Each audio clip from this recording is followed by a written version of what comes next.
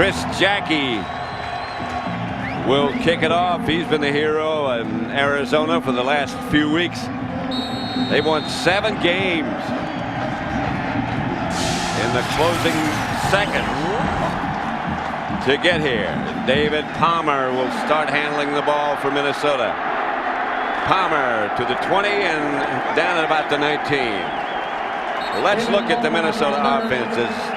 Tempers are on edge, I think you'd have to say. The offense led by Randall Cunningham. This is the second Randall Cunningham. His offensive line, they've been together 5 years. They're very effective. Led by Randall McDaniel and Todd Stussy on the left side. Jeff Christie also a key. Robert Smith, Charles Evans, Randy Moss, Chris Carter, and Andrew Glover will handle the ball for the Minnesota offensive coordinator Brian Billick. Of course, his name has been mentioned prominently in all the coaching changes from this year. He'll be a head coach somewhere. Cardinals blitz. They almost get to Cunningham. He dumped it. They have said they're going to blitz just about every play. Yeah, they're going to go after Randall Cunningham. That's their defensive line. They'll start with a 4-man front, but they'll make changes, and many changes in that. The 3 linebackers, Patrick Sapp starting, McKinnon and Jameer Miller, who had a big week last week against Dallas. Chavis and Williams, the corners. And Dave McGinnis. He too mentioned when people start searching for head coaches. Flags fly. You see Simeon Rice, he was out there and he was jumping all around because he knows it's against Todd Stussy, the left tackle. False start. Number 73 offense. 5-yard penalty. Second down. Not necessarily a good start for Minnesota. Well, it was an interesting thing that the Cardinals use a lot of 5 defensive linemen, and they did it a lot last week against the Dallas Cowboys. And on that last play, that was a 5 defensive lineman. In fact, you see it here. Well, now they're in 4 defensive linemen. Second and 15. Carter comes in motion. Cunningham pass caught by Chris Carter. He was covered pretty well. You know, Chris Carter is one of those guys that is a big, strong, physical receiver. And he gives Randall Cunningham so much confidence that you know that once you have this guy here and you just throw the ball in there, that he is going to go and fight and usually end up with it. And that's exactly what he did. He just found the hole in the zone, and Randall Cunningham threw it perfectly. David Palmer comes into the Minnesota backfield. On 3rd down, here come the flags again as the Cardinal jump, free play. Pass complete to Palmer. And they're going to take the play instead of the flag, except the play never got started, did it? Yes, it did get started because it would be the defense that jumped. Now, if the defense jumps, it's a free offensive play. If the offense moves, then they blow the whistle. So that, as you said, was a free play. Number 74.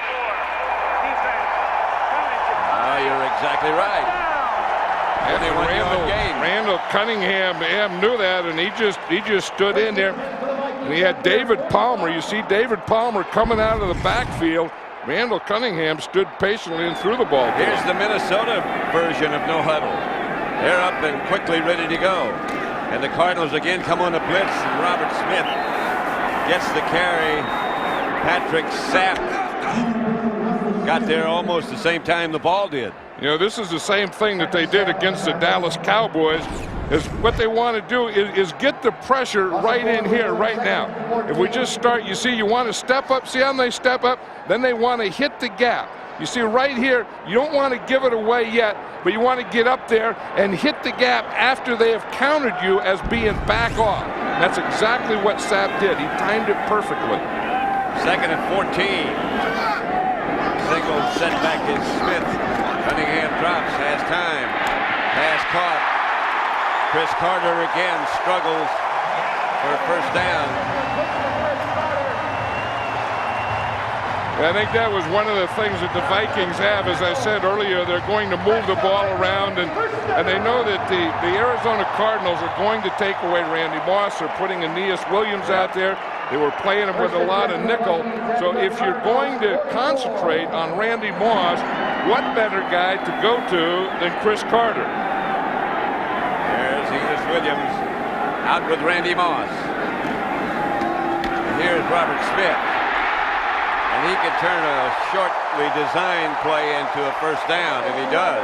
You know, and that's exactly what we're talking about. You know, you talk about the weapons, and here they go, and they're running, and, you know, I mean, they're throwing out there to Chris Carter, they're throwing the ball to Palmer, and then they say, well, it's about time we get a run in here, and they just hand it to Robert Smith. And watch, not only the running and the vision he has, but the run blocking. This offensive line, the Minnesota Vikings, is the best offensive line right now in pro football. Leroy Horde is down the deep back.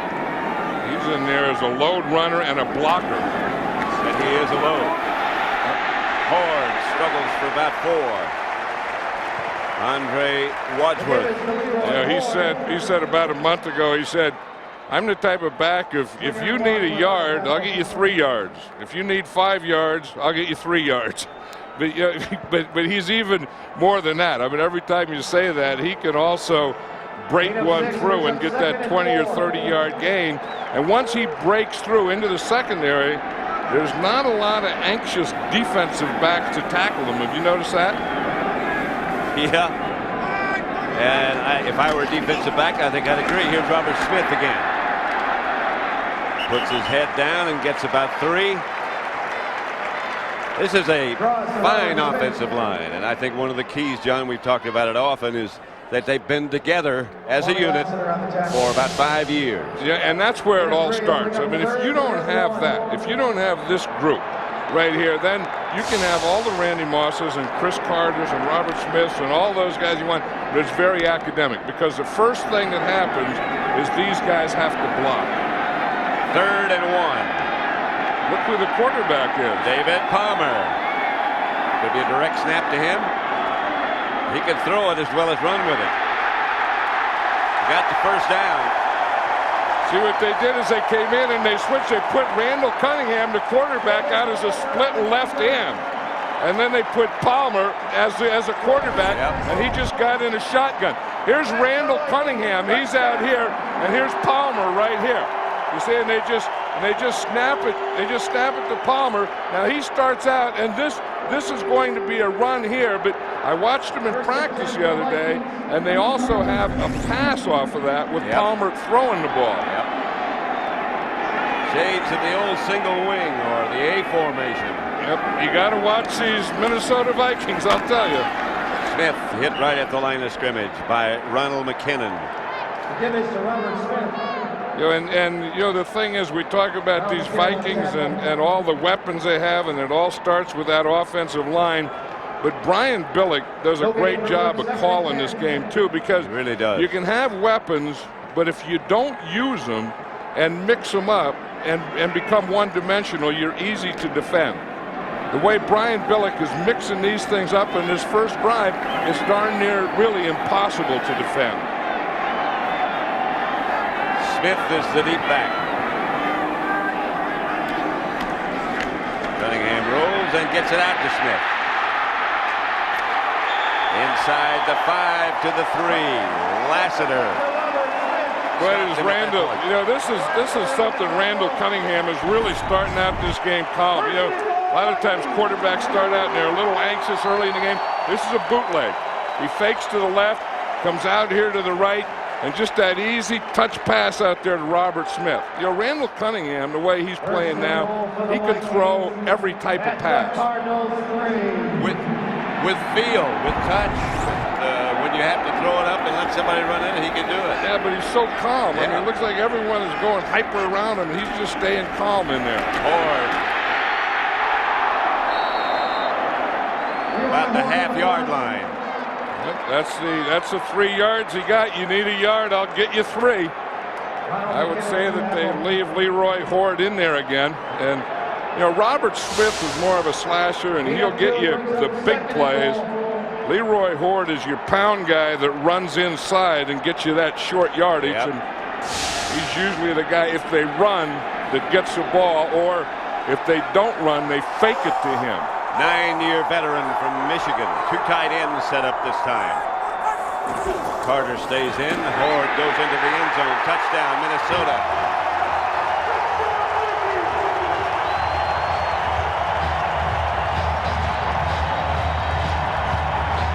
Well, they make it look so simple and get it done with such ease. And if you're a defensive coordinator, where do you start to stop them? I don't know. This drive was surgery. The Minnesota Vikings did surgery on the Arizona Cardinal defense, and they did it every way you can with darn near every weapon they have, and they haven't even used Randy Moss yet. That's so true. Minnesota 7, Arizona nothing. And the dome, as we expected, exploded when Leroy Horde took it into the end zone. These people love these Vikings. I mean, look at this crowd. They're giving them a standing ovation now. They're all waving the white towels. Now we're talking. Line drive kick handled by Eric Metcalf. Metcalf up to about the 27, and the Cardinal offensive unit will come on for the first time. That's the Arizona defensive line in a state of shock, I suppose, right at the moment. Joe Green, the great Joe Green, talking to him. Yeah, because they tried everything on defense and nothing even slowed up that Viking offense. Plummer gives to Adrian Morrell, who can't find any place to go. Let's look at the Cardinal offense. Led by Jake the Snake. He has really come on. Jake Plummer. The offensive line in front of him, Brown, Dishman, Graham, Holmes, and Dexter. And Adrian Morrell deep. Larry centers the veteran. They go with the hurry huddle. They at the line and almost picked off. Almost picked off by Corey Fuller. Here's the Minnesota defense. They are very quick. Randall, particularly the front four. And so are the linebackers, Rudd, McDaniel, and Dixon Edwards. Cardinals again go at the line. That's the secondary. And they're ready to go in a hurry. 3rd and long. Plummer backs out. And now comes back, and here comes the flag. The noise is, no question about it, a factor. In fact, they were talking before the game that was the thing that they worried about, was hearing the snap count specifically on shotgun. Tom White is the referee. And you see what Jake Plummer tried to do. He tried to get into T formation, then he tried to get into shotgun. Then he couldn't hear, so he tried to get back up under center. And in doing all those things, time ran out on him. 3rd and 16, and you need to be very careful right here. Don't take too many gambles, Jake. They'll put this game out of reach in a hurry. High, intended for Frank Sanders. We'll check out. We have Ron Pitts with us, and he's down on the field. Let's check out with Ron Pitts how loud it is. Pat, it is extremely loud down here, and I'm about the 20-yard line, right even with the Cardinals. And I tell you, there's no way that Jake Plummer's offense could hear him make that call. That's one reason he tried to get back under the center. It is just deafening. Back up to you, Pat. All right, thank you, Ron. You look very dapper.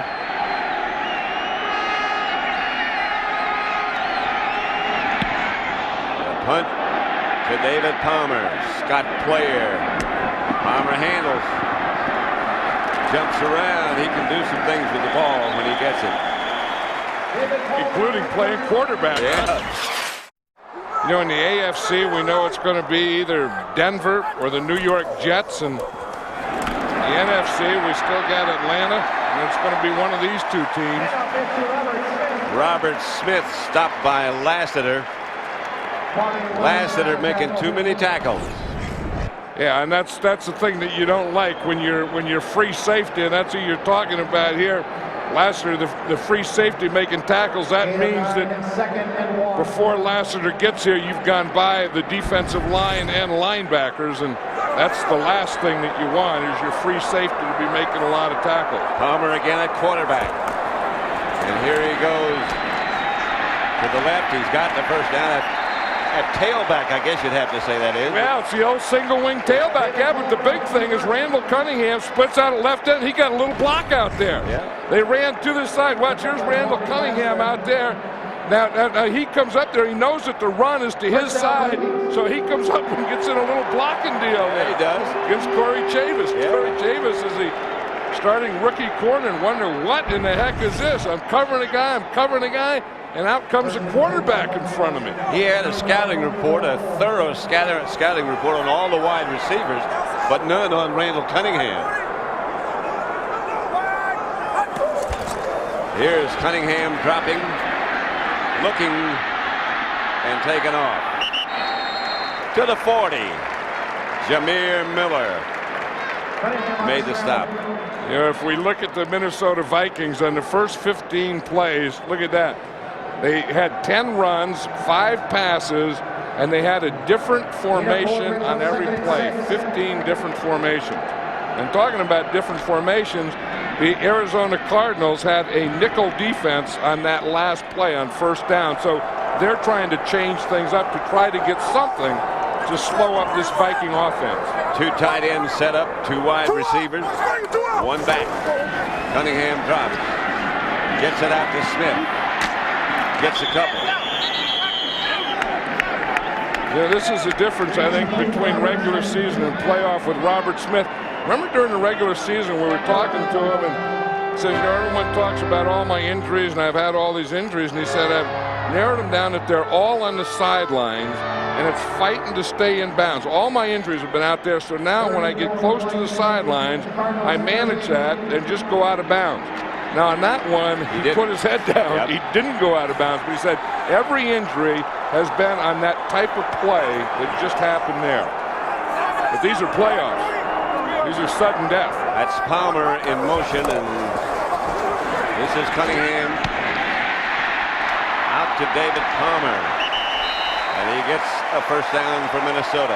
You know, every time we see David Palmer play, he makes a couple of big plays in the game, either in the kicking game or a play like this. Here he is in motion. You see, he started in the backfield. He goes all the way out there. Now he's going to get on a corner. And you think, well, you're not going to throw him that ball. But, of course, the corner is Corey Chavis. He drops off and leaves Palmer wide open. Poor Corey Chavis, he's out there, you know, he's looking to play a wide receiver all day, and then the last 2 plays, he's had a running back and a quarterback. Now he's got Robert Smith. That's Charles Evans carrying the ball, the fullback, and you won't hear much of that. Evans doesn't carry it much. The thing about David Palmer, he can do anything. He returns kicks, of course. Be a quarterback, as you said. And once they figure out how to get the ball to him, and they do a good job of that, he can do a lot of things with it. As you said, he can throw it. And I think every game that we've ever done, every Minnesota Viking game, he's come up with at least one real big play. Yep. That's Todd Stussy again. Well, you hate to heap so much praise on one guy, David Palmer. No, you don't really hate to, do you? No, you like to. Sometimes it's good to heap praise. Remember the Dallas game, Thanksgiving game. It's Thanksgiving Day. He had 2 long returns called back. Yeah, you know what the opposite of heaping praise is? What? Piling on. You know, and you don't really need piling on praise. Yeah. No, just piling on. Yeah. You know, like if something's open. You know, I mean, you got an open pile where someone is vulnerable. For example, the officials this year. They've been very vulnerable. So it's very easy to pile on. Yes. The opposite of piling on is heaping praise. The officials, you're right, haven't gotten a lot of heaping praise this year. A lot of piling on. Cunningham hits Chris Carter. And Carter stretches to try to get the first. Again, stopped by Lassiter. And again, Aeneas Williams is out there, and he's on. All the coverage is going towards Randy Moss.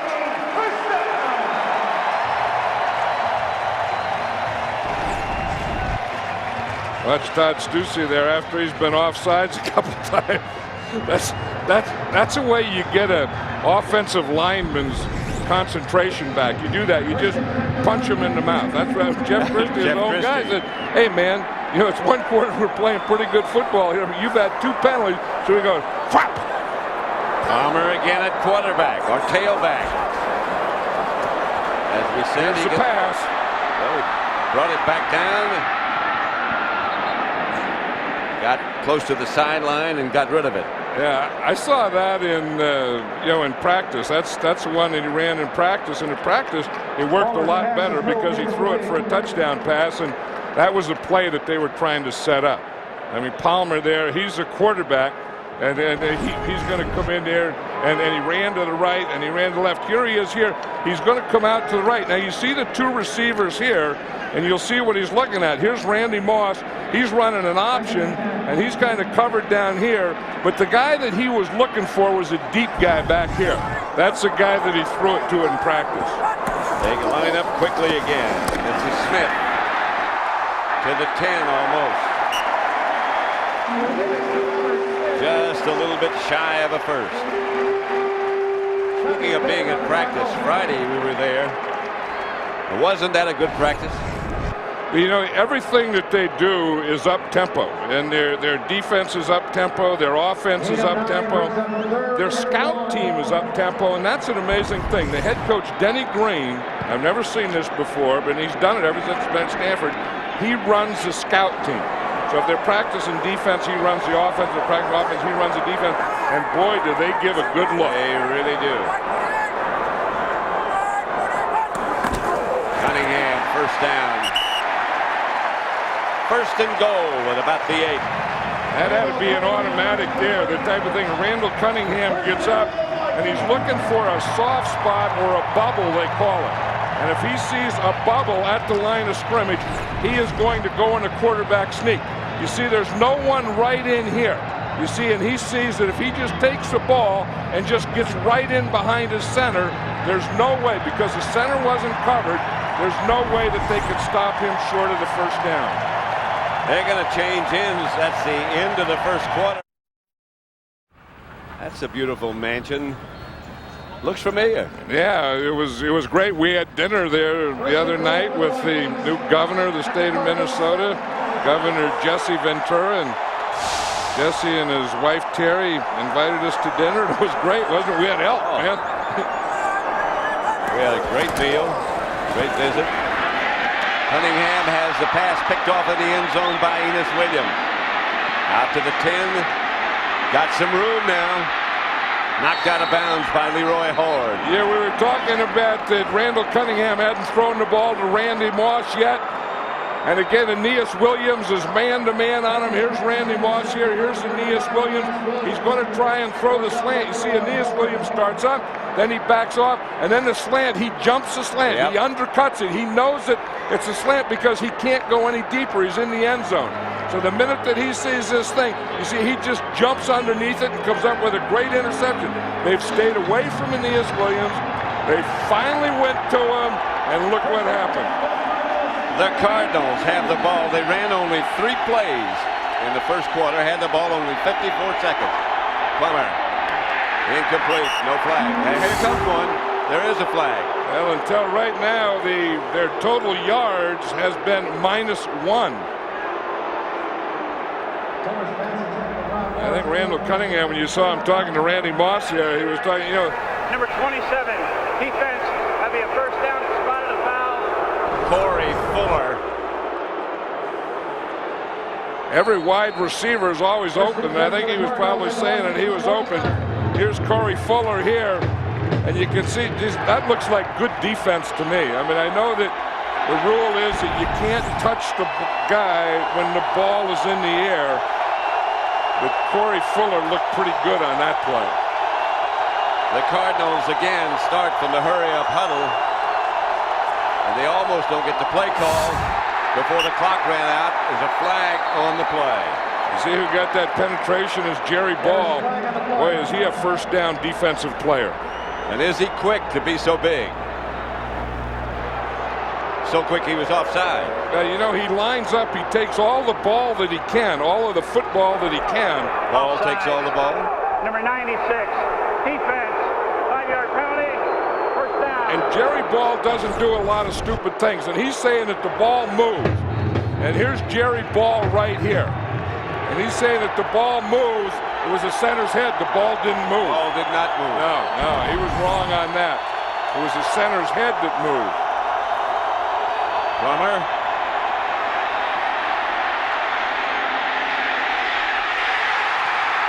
He led Robert Griffith perfectly. And Griffith of the Vikings brings it back up to about the 45.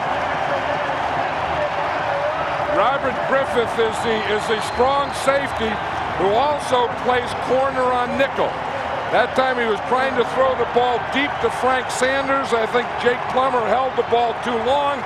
Robert Griffith is another guy, a defensive player for this Viking team, that every time we see him comes up with big plays.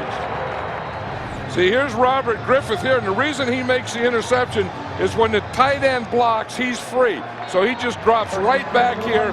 Frank Sanders ran a crossing pattern, and Griffith comes up with the interception. See, the tight end blocks, so Griffith just keeps getting depth, and Frank Sanders really ran the pattern right into him. 3 wide receivers set up for Randall Cunningham. Robert Smith deep. Cardinals showing blitz. The Vikings pick it up, and he's going deep. Moss makes the catch. Inside the 20, the remarkable rookie, Randy Moss. Yeah, he was telling us the other day that he says if I'm even with the guy or in front of him, chunk it out as deep as you can. If the guy is in front of me, then just throw it short. And you see Aeneas Williams was in front of him, so he threw the ball short, and Randy Moss came back and get it. You see if the guy is on that side of you now, that's the new thing that they added. Yep. Beginning of the season, it was just let me run and you just chunk it deep, dog. And now it's you just, I'll run and you chunk it deep, dog. Unless the guy is in front of me, then you throw it short and I'll out jump him. And that's exactly what he did. Actually, it's pretty good coverage by Aeneas Williams. You don't pick an all-Madden coach, do you? I have, I mean, we've had everything, from time to time. We've had, we've had coaches, we've had kickers, no kickers, we've had animals, we've had kids, we've had guys that climb ceilings. And I remember one year I was the kicker emeritus, and next year I didn't make it. Well, the all-Madden teams knows no boundaries. Smith nudges it down to about the 15, picked up a couple. Yeah, but that was, that catch again by Randy Moss was the one that he was telling us about, that he could get even with anyone and he could get by anyone unless the guy just ran deep. So he had to add the third thing. If the guy just runs deep and doesn't let me get by him or even with him so I can get by him, then just throw it short and I'll jump up and get it. And that's exactly what that play was. And that's what he does. Cunningham. Incomplete. Had a chance to be picked off by Jameer Miller. Yeah, but what time he had. I mean, Randall Cunningham looked to his left. I mean, you talk about read and progression. Watch his time. He's looking to his left, pumps to his left, comes back to the middle, pumps to his middle, looks to his right, and finally throws to his right. If you have that kind of time, you either have outstanding pass protection, or you have a very, very poor pass rush. And if Jameer Miller didn't stick up his hand, Robert Smith was open. That would have been complete. Look at Simeon Rice down here. He's going against Todd Stussy. He hasn't gotten close yet. Stance looks good. Touchdown. Andrew Glover, the tight end, and we haven't mentioned him yet. We haven't gotten to him.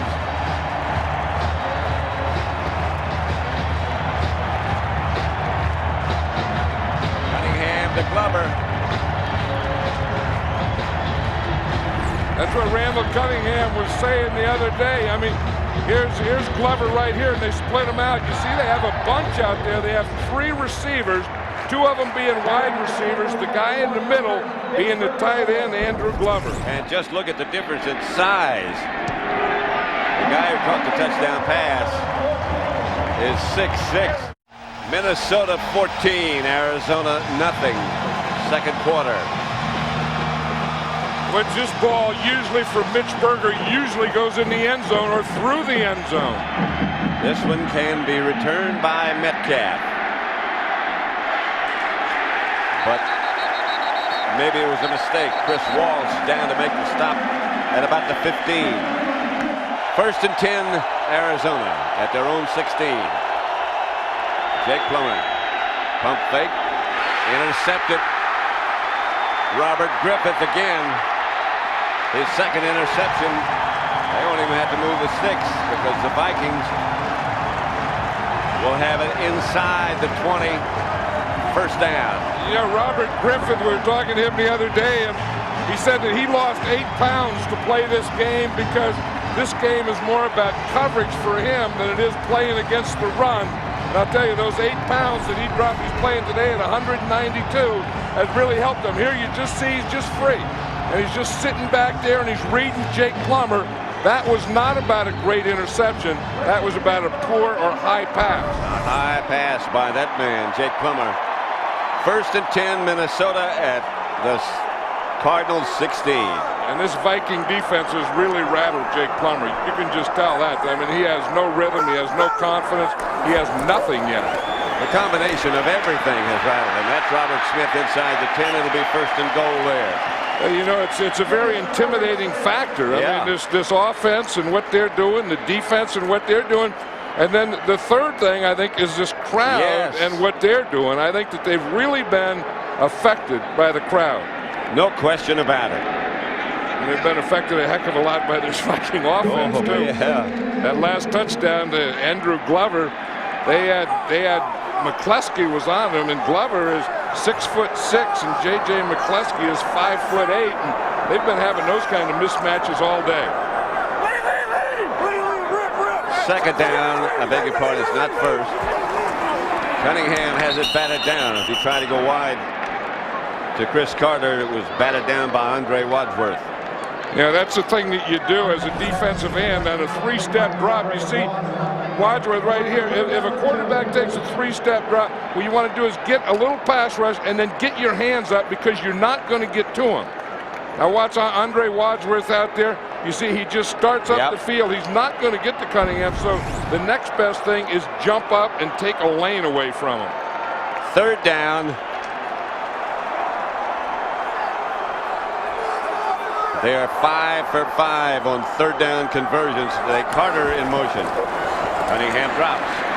Rush comes and gets him. Ronald McKinnon delayed blitz, but he got there. Nobody picked him up. And I think that was a Cardinal plan that they were going to do a lot of blitzing today, but the Viking offense has just kept them off balance. See McKinnon, he's just coming on the delayed blitz. You see, he waits until all the blockers get on their guy. And then when all the blockers get on their guy, he comes on that delayed blitz. How about this guy, Gary Anderson? I can't imagine That's amazing, isn't it? I can't imagine that. Well, one of the things is, of course, playing indoors, but not all of his games were indoors. Meet the Cowboy cheerleaders. So log on now and watch for your chance to win. Might enter. Yep, Mitch Berger got that kick in the end zone again. Morrell. Adrian Morrell stays on his feet. By far the most successful Cardinal play of the day. He's stopped by Dixon Edwards. Yeah, he went right by Tony Williams. Tony Williams is the other defensive tackle in there with Jerry Ball. And if there's any place to run, you can run right at him, but you better get by that front group quickly. And this is that no huddle that the Cardinals do.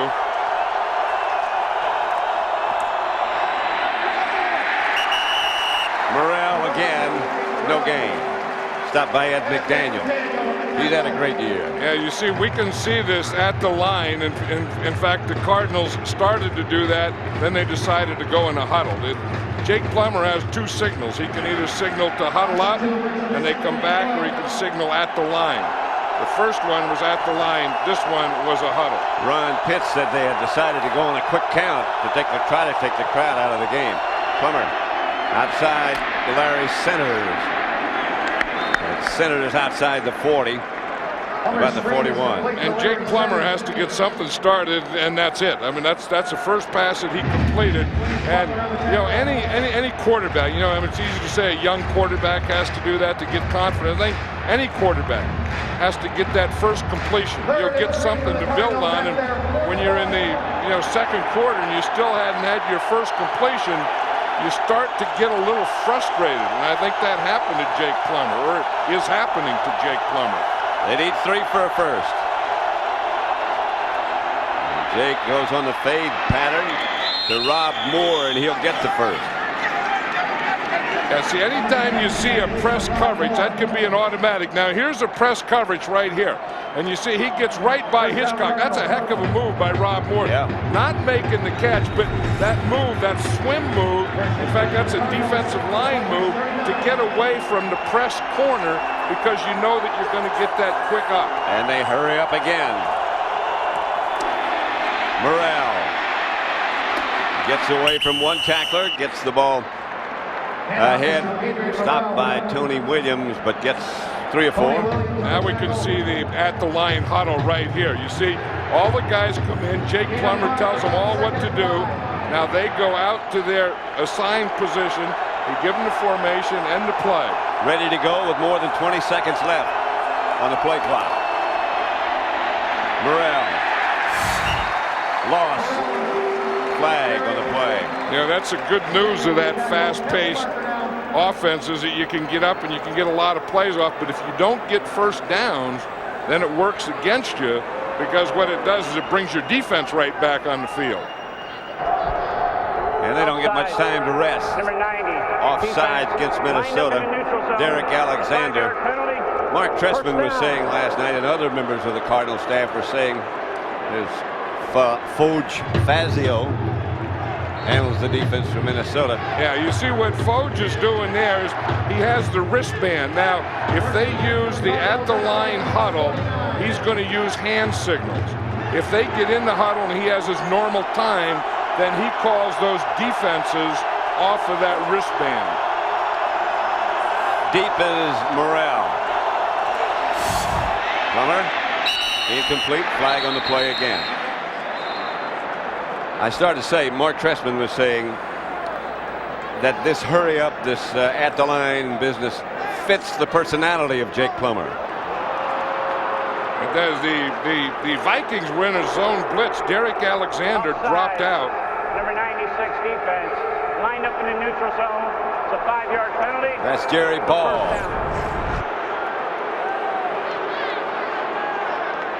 This is really against the Vikings, but if you look here, Jake Plummer never had control of that ball to throw it. Well, he turned it around just before he let it go. He looked like he wasn't comfortable. The position he had, he went to change it. But Jerry Ball, who we talked about, who takes as much of the football as he can, was in the neutral zone. 1st and 5, another flag.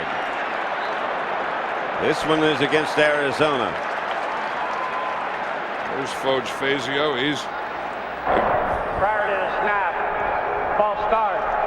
Number 75, offense, 5-yard penalty. Lomas Brown, the veteran who spent so many good years with Detroit.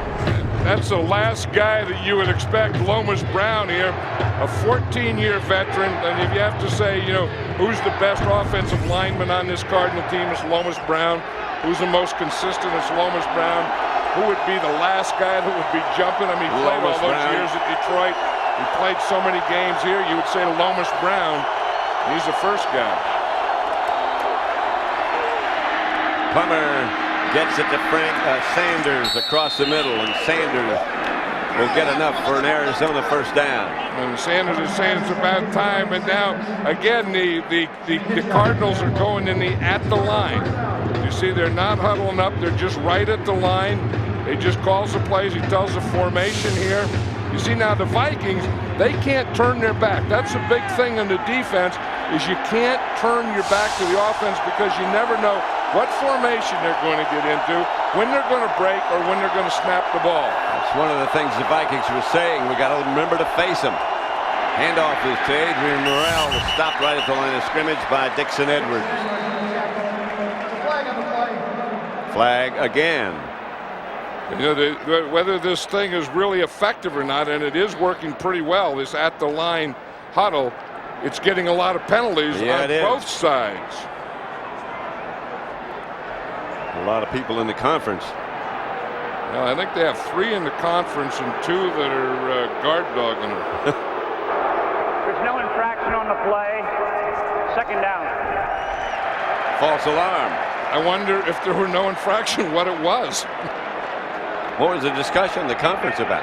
I don't know. I mean, someone must have. That's Mark Trestman. Someone must have thrown something and then think that they didn't see it, or thrown something and then got talked out of it. But you see here, they're still having their little conference there, aren't they? Yeah, Tom White, the referee, in the white hat. Remember when the referee used to be in the black hat and all the rest of them in white? Right, and then they just flip-flopped it. I think if the Cardinals are going to stay in this game, they need to score here. I mean, they have to get something on the board. The first points are always the toughest to get something on the board to build upon. Even 3. Open is Chris Gedney. Gedney knocked out of bounds. Because that's one thing, that Jake Plummer, can do it. Remember when we did the Dallas game and the Cardinals didn't look good at all in the first half, and then the second half they came out and just opened up, and they did it a lot with this no huddle, with this quick pace. And Jake Plummer loves this type of thing. Here you see both coordinators there, Foch Fazio on the right calling the defenses, Mark Trestman on the left calling the play. Orlando Thomas pulled his right hamstring, is out of the game. Bass has taken his place in the Vikings secondary. Here's Jake Plummer dropping. That's to Larry Centers, and he gets inside the Viking 5. It's interesting how Jake Plummer hadn't completed a pass his whole game, and he hit that first little thing out here to Larry Centers. And that got him off the schneid, or whatever you call that. That got him started. That got Mark Trestman right here into some kind of groove and calling plays. That put Foch Fazio a little on the defensive, and the flow is starting to change right here, or started to change on that first reception by Larry Centers.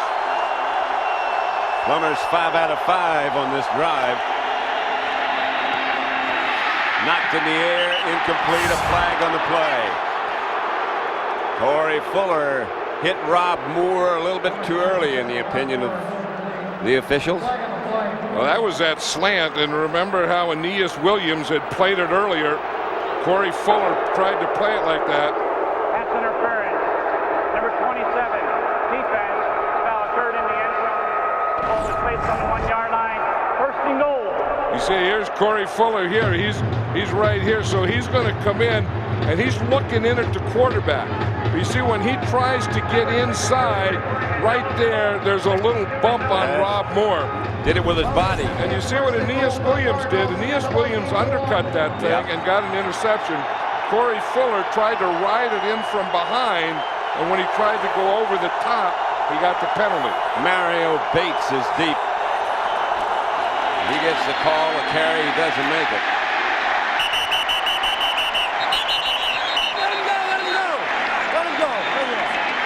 Let him go, they say.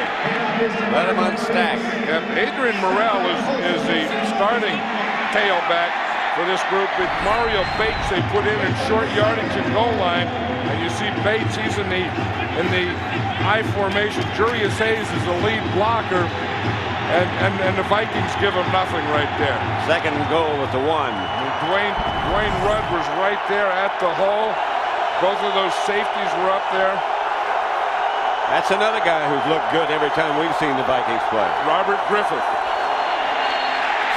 Plummer tries to sneak it in. There's a flag on the play, and Plummer didn't make it. Who was that flopping there in the ground? It had to be John Randall, but it wasn't. It was Jerry Ball, I think. I want to see that. Well, it was Tony Williams, I guess. Number 75. That's a tough penalty. 5-yard penalty. Second down. Lomas Brown. Yeah, they call it again on Lomas Brown.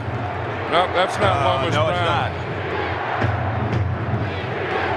I'll tell you who it was. There was a guy next to Lomas Brown who was Mike Devlin. Yep. He's a backup offensive lineman, comes in on goal line. Playing tight end. And plays tight end. What a tackle on Jake Plummer. All that's going to do is knock him back and get him out of a running situation. 4-3-9. Going to reset the clock. They lost 2 seconds. But that they also lost a run position. 39 seconds. Thank you. Because of that penalty. So now I would think that on second down that this would be a passing play. The Cardinals are in 4 wide receiver look. Plummer, quarterback draw. Gets back to about the original line of scrimmage. That's not a bad idea. You know, he just reads the box. And he goes in and he goes 4 wide receivers. And if there's 5 men in the box, you see they got 1, 2, 3, 4, 5, then he's going to run the ball. If there were 6 men in the box, he would pass the ball. He just had too far to go. Had he needed about 3 or 4 yards, that would have been a touchdown. But he needed about 5 or 6, and that led, you know, that extra couple yardage gave him the time to react to it. 3rd and goal at the 1. Bates is deep. Plummer's going to throw it. Does throw. Incomplete. Incomplete. Incomplete. Gedney couldn't find the handle. I thought he had it for a moment. Well, Jake Plummer finally got something going. The Cardinals got into a roll here, so now they can start playing offense. Gedney is a backup tight end, and they like him in the passing game a lot, and they throw to him. That's a perfect pass. I mean, he was right there. Jake Plummer threw it exactly where he had to. Chris Gedney just dropped the ball. No field goal. I can't believe this. You don't have to do this early in the game. Adrian Morrell is deep. Fake is to him. Jake Plummer looking. Got to throw it to somebody and throws it out of the end zone. The Vikings stop them from scoring, but there's a flag on the play. Yeah, and that, I mean, I've always said that the toughest points to get are the first ones. You always get on the board. I can't see them going for that on 4th down. Personal foul. Roughing the passer, number 57. Get the quarterback out of bounds. That'll be a 1st down. Wow. Look at this. Jake Plummer throws that ball. Dwayne Rudd cubs across. Watch Rudd. He's trying to avoid that. He's not trying to hit him, or at least he put his arms out like he was trying to avoid him, but he did hit him with his chest. Oof. The Cardinals dodged a bullet there. I mean, this is going to be a tough call. Yeah, that is a tough call, but the thing is Rudd could have stopped. I mean, he put his hands out there, but he could have stopped. The key to the whole thing, I guess, is that was 4th down.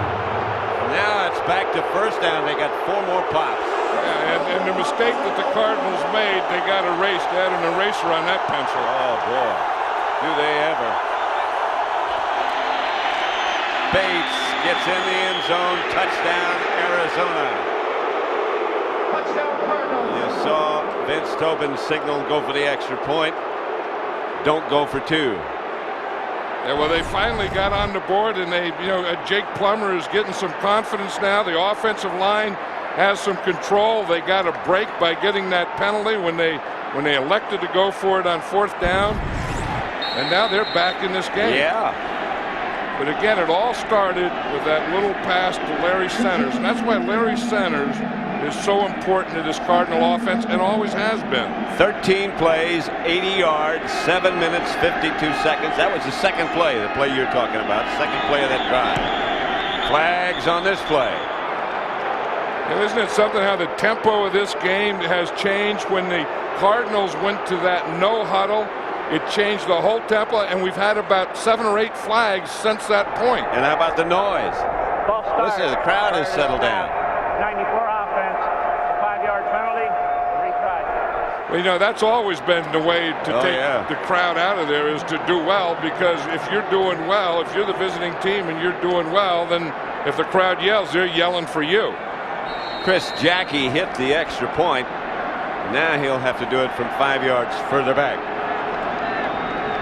Since they changed the pace on this game, it's gotten a little sloppy, hasn't it? Yeah, it has. More competitive, but more sloppy. It's a game instead of a blowout. Well, Jake Plummer finally got into a groove here, and again they had that 4th down penalty, but that was a good call by the officials. I mean, Dwayne Rudd could have stopped and didn't, and they hit Jake Plummer out of bounds on 4th down. That's David Palmer, breaks away. Up to about the 26. He makes things exciting.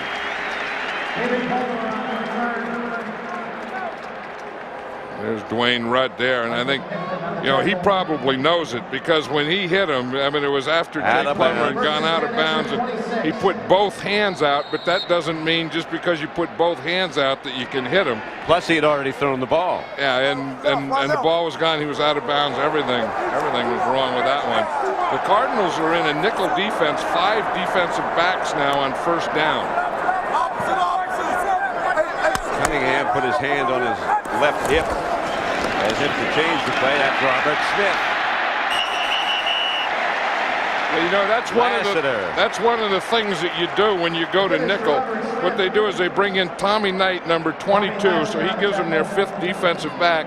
So what you're doing is you're saying if they're going to play us with 5 defensive backs, that means that they take out a linebacker. Now, if they take out a linebacker, they have 1 less run defender, and that's when you want to run the ball, and that's what Randall Cunningham did. And Lassiter again had to make the tackle. 3 wide receivers set up for the Vikings this time. Cunningham gives to Smith. Smith all the way inside the Cardinal 40. That's the way to get him out of nickel. If they want to play nickel on regular downs, you just run at him, and that's exactly what you watch. Tommy Knight will go out of here. Here we just see Robert Smith here, and we look at the block. You see Jeff Christie does a great job, not a good job. He does a great job of getting movement on the nose tackle. Because if you can get stop penetration, that's good. If you can get a little movement, as he did there, it's going to be really good. 1st and 10, Minnesota. Cunningham to Horde. And Leroy Horde hammers down. Stopped again by Lassiter.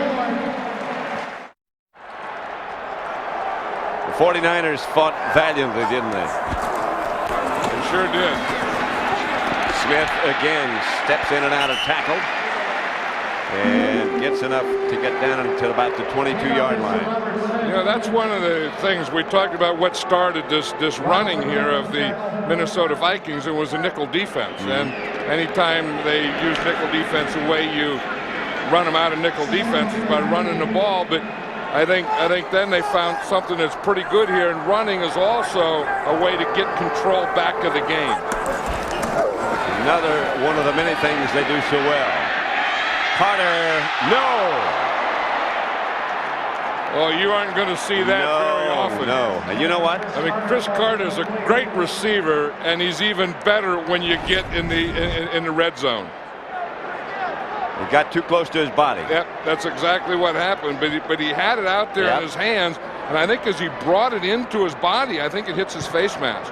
Watch him, it's in his hands, and he's bringing it into the body, and then it hits his face mask, and it bounces out of his hands because it hit his face mask. If he's just hands, that's a touchdown. It doesn't hit that face mask. Cunningham's going to try again. This is out to Andrew Glover. Randall Cunningham was telling us the other day that that's what he likes about Andrew Glover, that with Randy Moss and with Chris Carter, and he said they start taking those guys away. He said they have to give me Andrew Glover, and he's such a big target. I mean, as we said before, he's 6'6", about 260 pounds. Just watching him the other day and standing by him, I said, "Holy moly! I had no idea this guy was that big." I didn't either. I remember him when he was with the Raiders. Yeah. That's Leroy Horde. Coming up on the Visa halftime report, JB, Terry, Howie, and Chris will have first half analysis plus highlights of the first game, the Jacksonville, New York Jets game, and our Fox Sports ticker will have up to the second stats. That's all coming up on the Visa halftime report.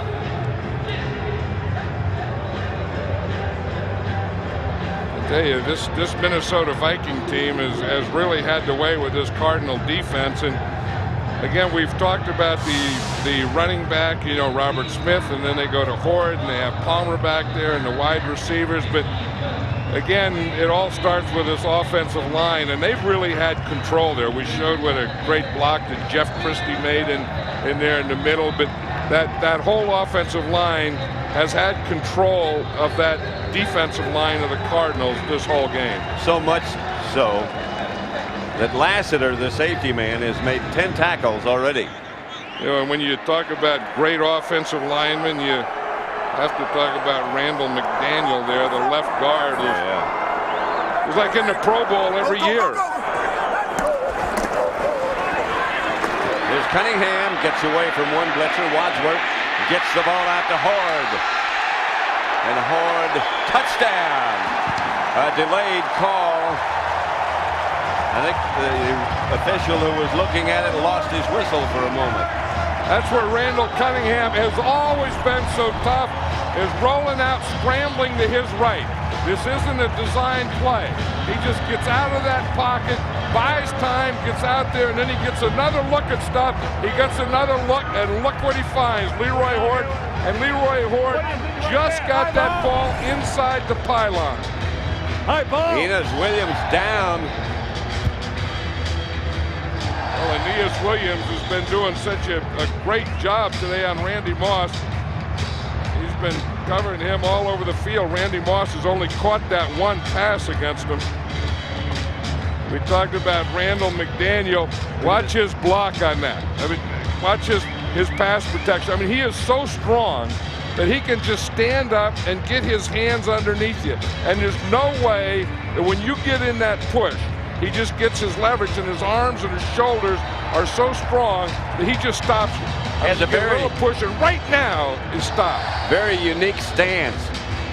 Yeah, that was from when he had a bad angle. But you see, the big thing on that play was Randall Cunningham. Yep. I mean, buying time, getting out there, getting another look at it, and finding Leroy Horde.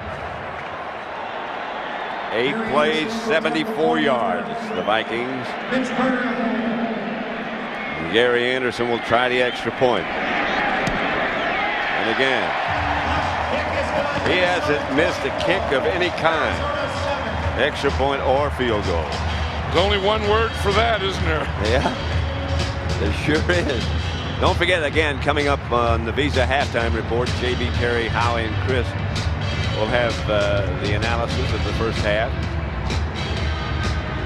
Highlights of the Jacksonville, New York Jet game. Our Fox Sports ticker will have up to the second statistics. That's all coming up on the Visa halftime report. Randall Cunningham. He is like, well, not only a new man, a different man. And you know, he's doing it so calmly that he makes everything look easy. And he's doing everything in a relaxed mode. Yeah. Usually with a smile on his face. Yeah. And even during a football game, can find a place for a laugh. Red McCombs. There's a smile on his face, Yeah. too. I'll tell you, what an addition he's been to this Minnesota Viking franchise. I mean, he came in and bought this team, and they were kind of in turmoil, and he took over and said that he's the guy and he's the one owner, and gave Denny Green a contract extension, gave all his assistant coaches new contracts, and put some organization back into this organization. Some stability. The Minnesota Vikings needed Red McComb. The NFL needed Red McComb. And he is really, really having a good time. How could you not? Yeah, I mean, he first took over this team and said, I don't see how we can lose a game. We may win them all. And he hadn't seen him lose a game. Yeah, they've only lost one, and he wasn't there. Red said, heck, this NFL's easy. Yeah. Paul Tagliabue, the commissioner's up there with him someplace, I think. Berger hammers it out of the end zone. Did he get energy on that one? Now Berger, after he kicks off one like this, he comes over and he eats a candy bar. Yeah. You know what I can't understand? He keeps the candy bar in his shoe. Now he goes over, and there it is right there. You see, he has a Snickers in there. He takes a bite of Snickers, but you know, in all the years Then he that puts I it coached, back in the shoe. I know, but of all the years that I coached and all the teams that I had, any time that a guy would have a candy bar, someone else would eat it. I don't know why all the other players leave him alone. Why some guy... Because it's in his shoe. Yeah, but that's wrapped. I mean, who's can't turn a football game? I need a candy bar out of a shoe. Somebody else's? Larry Centers. He's got his, in case he wants to know what time it is, he's got his watch in there. That has to be a kicker's thing. He said the other day, he says, he said, you talk about the candy bar, you talk about shoes, you talk about what? He said, how about the fact that I'm a good kicker? And I said, yeah, okay, you're right. You know, sometimes a guy has a little quirk here and there, and kickers tend to have little quirks here and there, and they do indeed. Then you tend to get on their quirks and you forget how well they play. I've always maintained that that was the bottom line. Well, Mitch Berger, plays very well. I mean, we know that I mean, he gives them such good field position. I mean, when he kicks the ball off, the best friend of a kickoff coverage team is a kicker that kicks the ball into the end zone. And that combination of Mitch Berger and Gary Anderson is something on this Minnesota Viking team that doesn't even get talked about. You know, by the time you get through their offense and a few defensive players, you never get into the fact that, hey, these kickers are also the best. Well, how much? There they are, and that's what they've done this year. That includes today. They have 42 touchbacks. That means the ball is kicked in the end zone and they don't return it. And Gary Anderson, like I said, was only one word for that. Yeah. You got it. Well, how much time, I started to say, how much time do the special teams spend on the field? They say it's about 15%. Didn't George Allen figure that out one time? Yeah, I mean, or more than that, I think. But, and it has to be given equal time in all areas. Jake Plummer, the receiver, the intended receiver, fell down or was tripped. It was Rob Moore. It was funny how the Vikings, took back where they let the Cardinals, get a little play, get a touchdown, kind of get some rhythm going, and then they took back control of the game, and the way they did it was with their offensive line and the running game.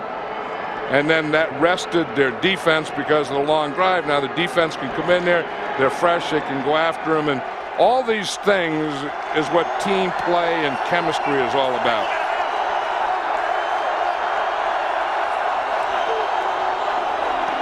Morrell. Taken down by Jimmy Hitchcock. He's been another great addition to this Minnesota defense.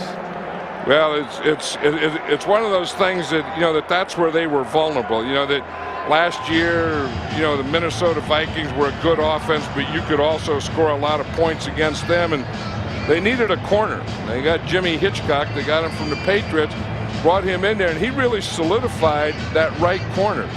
He's given him 7 interceptions, and he's a guy that really studies hard and does film work and is a smart football player, and that has helped this defense out along with the offense being so strong.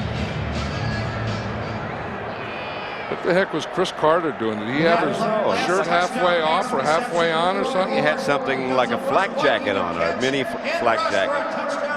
Well, he has a belt that's too high for a regular belt. And it probably got a little tight. It's like, how you see, he knows it's halftime. He's not going to play anymore. So you know how after you have a big meal, you always loosen your belt or just open it up? I think this first half has been like a big meal for Chris Carter. Indeed. Wait a minute, straighten the chain out. Okay, good. You see the chain flop in there? I did. Huh? Scientific game. There was a chink in that man's armor. They talk about computers and something wrong with the chain. It's more than it looked like when it was out there before they got the chink out. I think there's a couple extra links in that chain that they that they put the thing too far up. There it is. Look at that. It's wrapped around the pole. There you go. It just popped out. Now, after you get the chink out of your thing, then you got to pull it again. That could be vital. It could be very vital, but that's just halftime. It was just all about the Vikings. If you look at the rushing yards, 124-20, and that's where you really control time and the clock. And when you have this, then you're usually going to get that. But the Vikings also had everything else. I mean, they had the pass yards, they had the total plays, they had one less turnover. So in that first half, the Vikings beat the Cardinals every way that a team can be beaten. 21-yard Metcalf back deep for the Cardinals. Quarterback comparison. Plummer 6 out of 12. Cunningham 11 out of 16. 2 touchdowns, 1 intercepted. Jake's had 2 intercepted. Excuse me, go ahead. No, I was just going to say that's a halftime comparison, but really Jake Plummer didn't even have a completion in the first quarter. So those numbers were Jake Plummer's passing numbers were about second quarter numbers. And 1 drive almost. Let's go down to Ron Pitts now on the sideline. All right, thank you, Pat. I talked to Vince Tobin. He said the big problem for us is that we are not wrapping up and we're not getting off blocks in our front defensive four. It's not a matter of fronts. It's not a matter of getting caught with the nickel personnel in the field. We got to do a better job of getting off blocks. I talked to Brian Billick, the offensive coordinator for the Vikings. He said, I feel confident we can run the ball whenever we want to, wherever we want to. I'm going to hold on to that and play action pass and look for the deep ball when I get a chance. Pat, back up to you. Well, the Vikings certainly made like Brian Billick knew what he was talking about. That's Adrian Morrell. Hit by Derek Alexander. Picked up about 3. And part of that Vince Tobin was talking about, that his defense has to get off blocks. I think you can say the other side, like we said in the first half, that Minnesota offensive line has done such a good job of not letting them get off blocks, of sending them, putting them back and getting angles and doing all those things. They were almost perfect except for a few blitzes. Those guys keep burrowing. It's going to be tougher to get off blocks. Pass caught by Metcalf. And he's going to be short of a first down by about 3. Corey Fuller really played that one well, Pat. I mean, that's the thing that you want to do. You want to be under control, and you want to have your knees bent. Watch Fuller out here in this tackle. Metcalf catches the ball in front of him, but watch how he breaks down, bends his knees, doesn't go for anything, just keeps his head right in front of his numbers, his head up, his eyes up, his knees bent. That was a perfect open field tackle. 4 wide outs.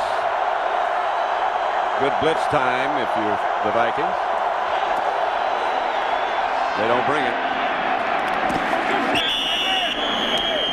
Eric Metcalf made the catch and picked up enough for Arizona first down. Now we see Jake Plummer. He's saying that he wants, to play, and he wants it quickly because he doesn't want to, he wants to get back into a rhythm, and not let the defense get into a rhythm with him. So he has that quick huddle. So now he gets up to the line of scrimmage with plenty of time to look at what this defense is doing. Plummer drops, screen pass. And Jerry Ball stayed with it. Larry Centers caught by Jerry Ball. That's one of the things that I've noticed this year, that defensive tackles are really playing screens. We're seeing more screen passes in football, and defensive tackles are playing them better than they ever have. That the minute that they see screen, instead of continuing to rush the passer, they're just running straight down the line, and they're meeting the receiver right at the line of scrimmage. Morrell. Adrian Morrell, midfield. Derek Alexander. See, Ed McDaniel has to make that play because they double-team Jerry Ball. And that's the old thing, that if they double-team Jerry Ball, then Ed McDaniel has to make the play. If they single-team Jerry Ball, then he has to make the play. Watch Jerry Ball. See the double-team there? When they get double, Ed McDaniel has to be free. Ed McDaniel ran out in the 5-hole, and the ball was run in the 1-hole. Morrell cuts it back again. Gets to the Viking 43-yard line, 44, call it. See, that was the thing that I'm sure that they talked about in in the locker room at halftime is that we can't become one-dimensional. Even though we're down 24-7, we just can't go out and pass every down. We have to get some running to keep the defense playing two-dimensional football. 2nd and 3. Caught by Johnny McWilliams. If you look at this on-the-line huddle, you see the Cardinals are now. That means now watch the defense. They can't get in a huddle either, and they don't want to turn their backs. You see, they all want to be looking here, and they have to be able to get the signals from the sideline, not off the wristbands. Plummer still yelling. 1st and 10. Back to Morrell. Flag on the play. John Randall.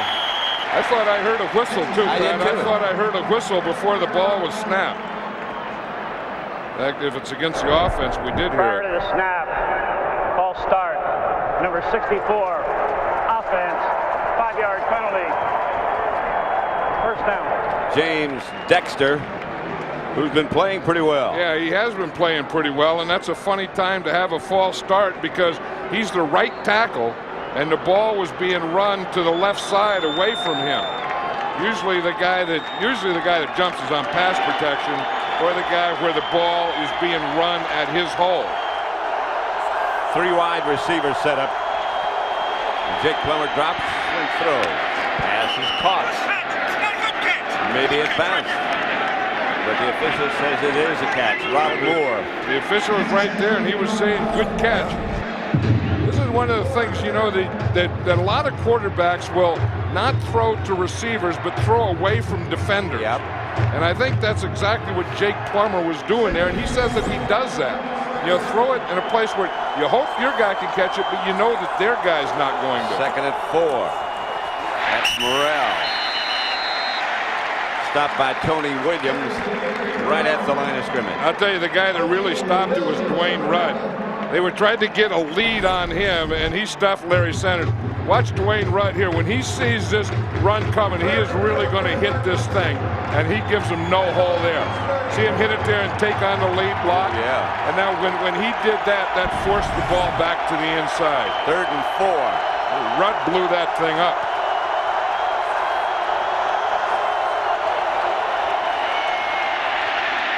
Plummer gets rid of it to Rob Moore, and Moore is inside the Viking 10. That is Jake at his best. Yeah, that's why they call him. That's why they call him Jake the Snake, because he's never out of it. And that's the way he plays. I mean, he's always having fun, and he's a guy that the ball is always alive.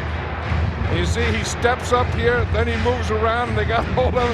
And he throws it back across his body, throws it to the other side. Up over his head. That's it. Well, he says that he practices throwing from every angle. He calls it practicing the clock. He says because you don't get to throw the ball just perfectly every time. Morrell gets down to about the 2. Yeah, that's pretty good running. Hitchcock.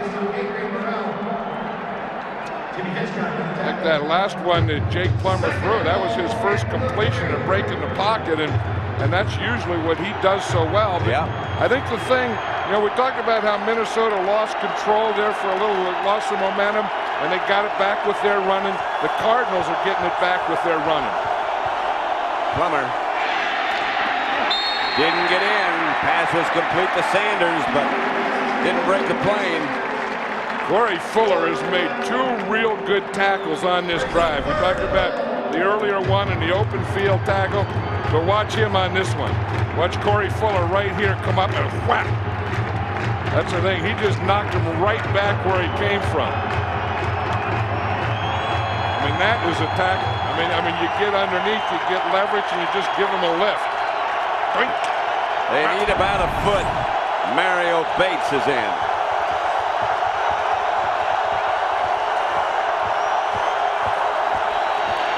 Plummer throws it out of the end zone. Intended for Johnny McWilliams. No chance to catch it. And no sign of the field goal team yet. Well, the field goal team is lined up over in the sideline. You see that Vince Tobin just walked in there, but they're going to go for it. Yep. again, I don't know that they have to. I mean, every time I would get down here in a game like this, I would always take the field goal. They got a break the last time, remember, they were down here. They got 8 runs at it. Yeah, well, it was a 4th down, incomplete pass, and Dwayne Rudd hit Jake Plummer after he threw the ball out of bounds. I think the Cardinals are going to take time out. Yeah. Well, yeah, let's talk this one over. Bates into the end zone. The Cardinals successful again when they gave up the field goal and took the try for the touchdown. Well, Jake Plummer on that drive was 7 out of 8. Adrian Morrell had run for 27 yards, and then they're going to get it right in here. They're going to come right in this area. You see, they start on a double team. The tight end comes off. They make a couple of perfect blocks in there. Yep. They don't let the tackle get out there. They get a pretty good lead right there, and there was just no Vikings around. John Randall hasn't made a tackle yet. And a lot of that has to do with Lomas Brown. Jackie's extra point is good. Jackie to kick it off. 24-14. Palmer. Flag on the play already. The flags, there are 2 of them, are all the way back up at the 40-yard line. Yeah, David Palmer took his time getting up into that wedge, didn't he? He had a good wedge developing there. Cardinals offside. The Arizona Cardinals were offside, so you would think that they'll make them kick it again. Offsides. Number 52, kicking team. 5-yard penalty, re-kick. Zach Walsh. 7:15 left to play in the 3rd. The Vikings up by 10. You know, we always talk about, kickoff returns and good wedges, and again, that was a good wedge that the Vikings had going there, and Palmer looked like he lallygagged up to get into it. Lallygag. Lallygagged. I like that. Is that a word? I don't know. He kerfuffled to get up in there. I'll look him up as soon as I have a chance. Well, you see that Arizona, I'll find him. Arizona had such a slow start there that that they've been in a comeback mode ever since, and because of that first quarter. But the 2 drives they've had have looked very effective. Yeah, because they got some running going. Yeah. And then once they got running going, then Jake Plummer can do what he does best, and that's throw the ball and run and throw the ball. Palmer's at the 10, the 20. And almost broke it. And with a wise choice to make him kick it off again. 24-14, Pat Summerall with John Madden at the Metrodome in Minneapolis. The Cardinals, by being offside on the first time they kicked it off, lost 18 yards due to that penalty. Flag on the play as Cunningham is going to go deep. Moss, incomplete. Well, but Aeneas Williams is proud of that coverage because he caught up with him. Yep, he should be. He was saying before the game that, that one of the guys that really played Randy Moss well was Darrell Green, and he played from outside in, so he could always see the ball in Randy Moss. And Offsides. Number 94, defense. Line up in the neutral zone. It's a 5-yard penalty. First down. Bernard Wilson. But Aeneas Williams said that he couldn't do that because he doesn't have speed like Darrell Green does, so he's just going to mix them up. And here you see, we talked about Randy Moss, what he wants. If he's beyond the guy or even with the guy, chunk it out there as far as you can. Randall Cunningham could have thrown a couple more steps on it. Smith. Straight ahead. Close to a first down. He may have it. That was one of the things that they thought about. We have to get the ball to Randy Moss. Randy Moss doesn't run a lot of short patterns, nor does he run a lot of inside patterns. So everyone now is just playing him for that deep ball. So I think somewhere they're going to have to start getting some hooks or crosses or different types of patterns to Randy Moss to give the defense something else to think about. The Vikings have Jake Reed back. He was out, had been out for a long time with back problems, but he's back. alternating with Matthew Hatchett. Flea flicker, we saw him work on this. Carter's open. Inside the 5. Corey Chavis brought him down. They tried to get the ball deep to Randy Moss, and Aeneas Williams had great coverage. So they went to a little trick, the old flea flicker. They hand the ball off to the running back. He throws it back to the quarterback, and then you go back and you throw the ball to Chris Carter. You see the run up here. Here's Chris Carter on the left, Randall Cunningham on the right. He didn't get it out there to Randy Moss, but he sure did get it out there to Chris Carter. Perfect. Chris Carter was telling me, he said that he hopes that Chavis plays on him. Leroy Horde is hit hard and knocked backwards. He might have picked up a yard. There's Brian Billick. Yeah, see how he calls the plays. They're always afraid. They're a little paranoid, some of these offensive coordinators, and they're afraid someone's going to read their lips and steal the signals, so they put the board up in front when they call the play. But Chris Carter was telling me that he was watching Corey Chavis, who's just a rookie, and he said he's a little tight-hipped. And anytime you get a hipped corner, you can do double moves on him.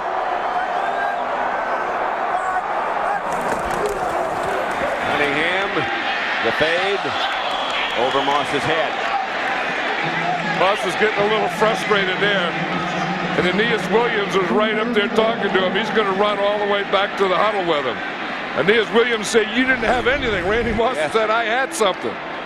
This is where he's telling him, just chuck it up in the back of the end zone, dog. See, he wants it right now. He wants the ball quicker, and he felt that he just had to wait too long, and the ball was overthrown. See, because he did a good position. Randy Moss got in good position to let Randall Cunningham throw it to the outside. He just threw it too far to the outside. 3rd and goal at the 1. Catch was made by Chris Carter, but maybe he shouldn't have. When he threw the ball, did he throw it at the official? I don't think he threw it at the official. I think that Randall Cunningham, the throw, brought him back. It did. He was in the end zone, and what the official's saying is that he bobbled the ball. The ball was being placed in this spot because he was bobbling the ball. There was no original forward progress. 4th down. You see, there was no original forward progress, which is true.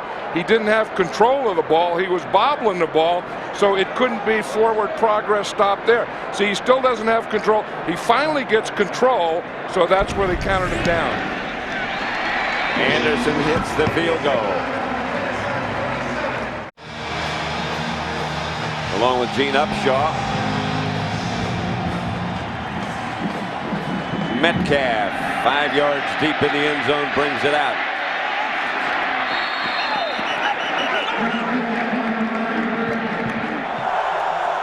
First and 10. Fumble. Plummer gets it back. Yeah, we were just looking at the statistics when the Cardinals get in the huddle and when they don't get in the huddle. You're going to see the fumble here. He just never got the ball. I mean, he was getting out of there before the ball came out. At least with this artificial turf, the ball just bounced right up in his hands. But look at this.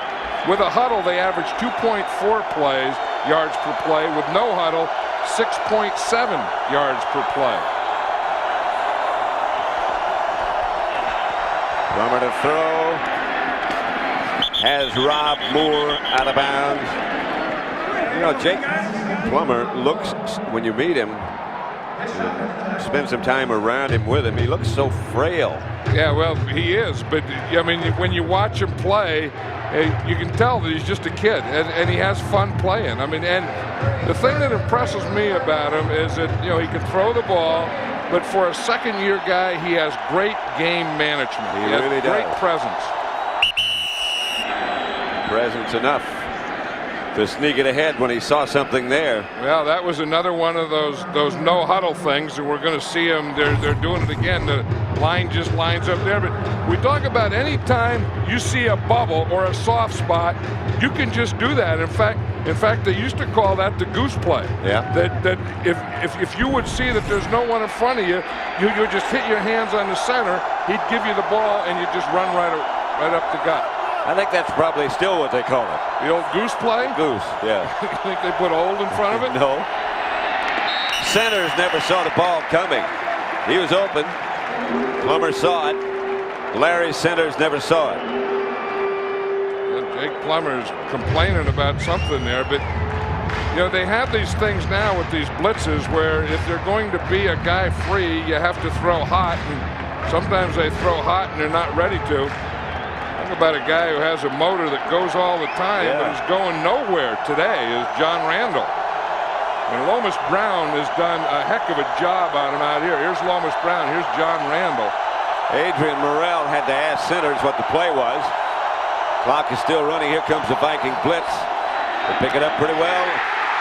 Hitchcock juggled it, or he had a touch. He was ready to take it to the house. And he knew that too. We talked about Hitchcock. He had 7 interceptions this year, and they were all the same type, where he plays off, and then he looks and he jumps up. You see, he plays off, and then he jumps it just like that. He's back off where he can see the quarterback and the defender. And if he has enough time, he will jump it, undercut it, and intercept it. And he did that perfectly. And all the passes that he's intercepted have all been that type of pass in that same area. Yep. And he almost had another one. Plummer dropped the ball again. There it comes out of the pack. The Vikings, I believe, have it. I think the Vikings recovered it. Yes, they did. Antonio Banks. And there was a frustration flag came out of there too.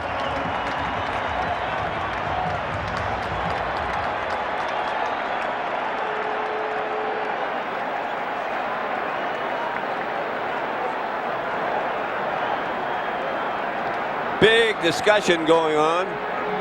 Minnesota got their fumble. Banks recovered the fumble. Let's see. Just watch this, man. The ball came up there, and Jake Plummer didn't close his hands on it. That was the first part of that thing. The Vikings recovered, and then this. Fumble is recovered by Minnesota. After the recovery, we have a personal foul, unnecessary roughness, number 75, with the enforcement from the yard line, half the distance to the goal, first down. Number 75, that was Lomas Brown again.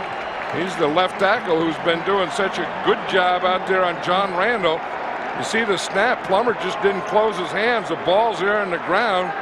Then it comes out, the Vikings recover it, and here comes Lomas Brown right there. You can see that the official is saying no. Now watch Larry Centers here, what he does at the bottom of the pile. That's what I said, those were frustration penalties. Yes. Lomas Brown was frustrated, and Larry Centers was frustrated. Two veterans you wouldn't expect to do things like that. Well, and Jake Plummer fumbled the snap that started it all. Cunningham, incomplete. Carter, the intended receiver. You see how calm he is? I mean, even when he does it, he knows that he could have had it or will get it later. And we talked about stiff hips and making moves. This is the type of thing that Chris Carter thought that he could do to Corey Chavis, but Corey Chavis really played that one well. He sure did. Corey Chavis was a rookie #1 draft choice. They started him this year as a strong safety, had trouble at corner, and finally moved him out and started him at that left corner. And they say you can see him getting better and better every day. Horde. And a flag on the play. One of the problems of playing corner on the other side of Aeneas Williams is they're always going to stay away from Aeneas Williams to throw at you. You're going to get a lot of action. You don't see this penalty a lot. It looked like Tom White was saying it's a tripping penalty. Yeah, I think so. Mitch Tobin doesn't agree. Tripping. Number 91, defense, of a half the distance to the goal. First down. Rashad Swinger. You wonder how a guy in the middle that's just kind of flopping around there in the middle can trip. And you can just see him here. He just must throw his leg out right there. That's exactly what he does. He throws his right leg out. That's what happens when you miss and you're that big. I mean, you can't get back up. And you have all your weight going one way. The only thing you can do is flop a leg out there. It's exactly what he did. First and goal at the 2. Carter in motion. And Cunningham looking and finding Randy Moss for a Minnesota 6.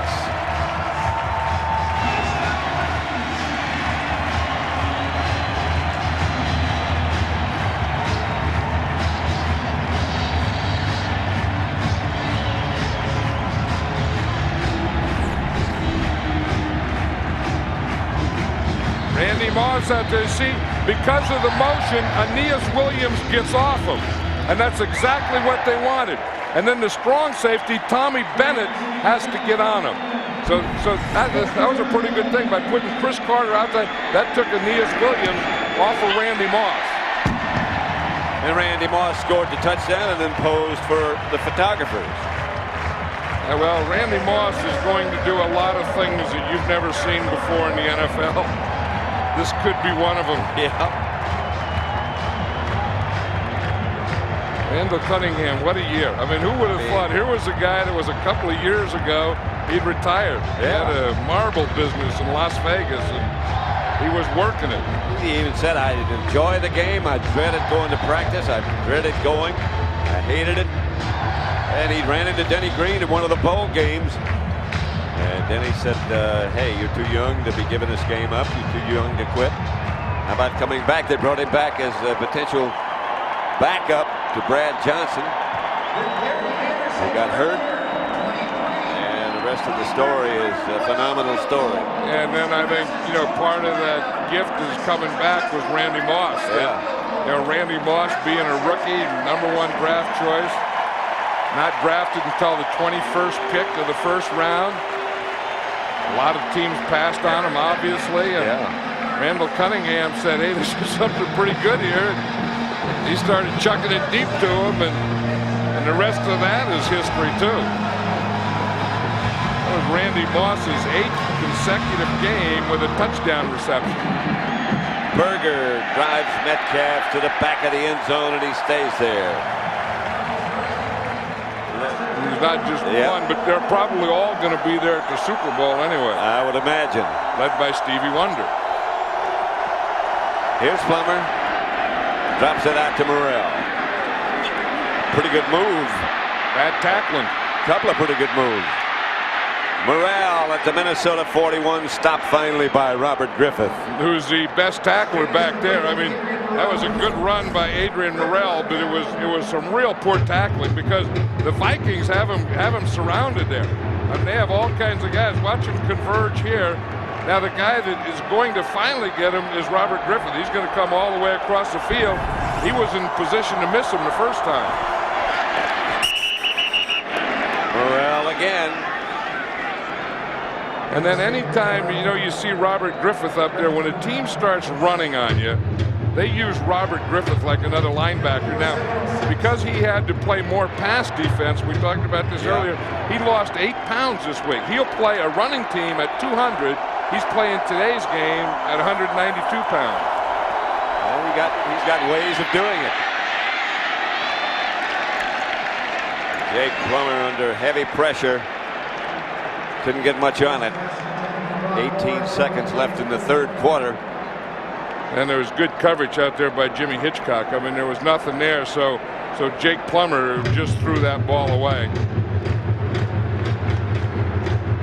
And you see the effect. You see even the corners with this no huddle or at the line huddle, even the corners don't come to the huddle. They just stay out there on the side. See, Jimmy Hitchcock stays on his side. Corey Fuller stays on their side.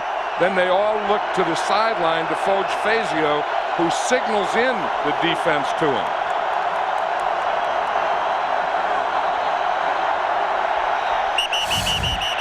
Here comes the flag. You saw the play clock.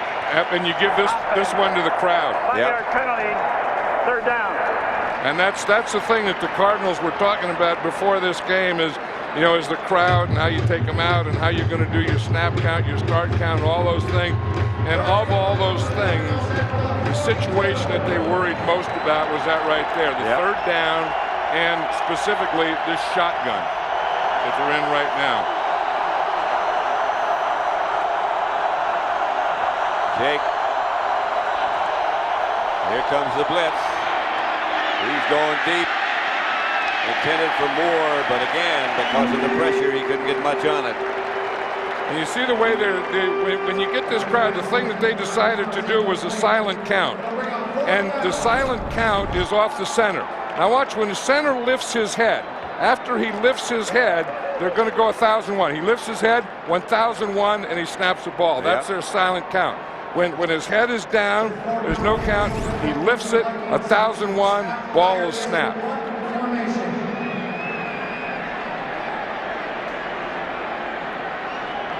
Graham, the center. This didn't do any good. This game is just about way too much Minnesota offense. They're going to let the clock run down. The Cardinals were ready to punt it, and Palmer is back deep for Minnesota. You know, it's funny. I think the Viking offense has gotten to the Cardinal defense, and the defense has gotten to the offense, and the kicking team's gotten to the kicking, and the crowd has played pretty well too. You know, I didn't understand when I first heard the schedule why the Cardinals didn't come in here a day early and get a workout in the dome. And if you're going to get comfortable, of course, you can't put the crowd in here. You can't simulate that no matter what noise you put in. But at least have a look at it and get the feel of it. I always believed in that. I always did. When I was coaching, we always practiced at the stadium we were going to play in the day before we played.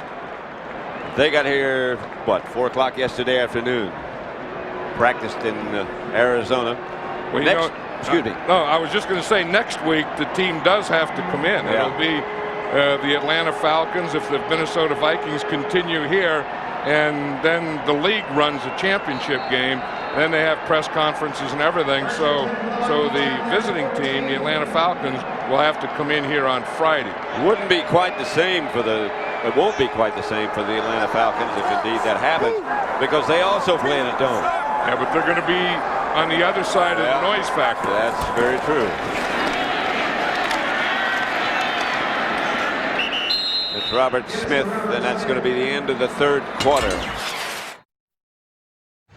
That picture tells the story about as well as the scoreboard does. 34-14, Minnesota. 2nd and 7 for the Vikings. Cunningham under pressure throws for his fullback. Incomplete. You know, it's interesting here. We're in the fourth quarter, but Randall McDaniel's man never gets any penetration. No. You know, we just talk about how strong he is, and he just gets, great position, and he has great leverage, and he's so strong that he just keeps his guy right at or around the line of scrimmage. And that stance where he puts his left foot flat on the ground, just never seen anything quite like that. And there's no one else that can do what he does with that stance. That's right. Cunningham going deep, too deep. Jake Reed, the intended target. Jake stopped and looked back, and the ball went sailing over. And for the first time today, Minnesota's going to have to punt. And I think that now Brian Billick and Denny Green want to get Jake Reed a little work, because we talked about his back injury, his back surgery, as a matter of fact, and the thing they were worried about Jake Reed is he'd be a little rusted because it's been so long since he's played. So they wanted to get him into this game, get a little rust off, but not in the most important part of the game. Metcalf. He could put him right back into it. Metcalf pushed out of bounds by Berger at about the 24.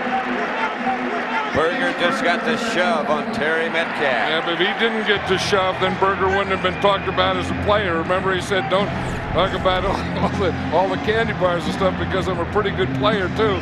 And here he gets a chance. There's no one here.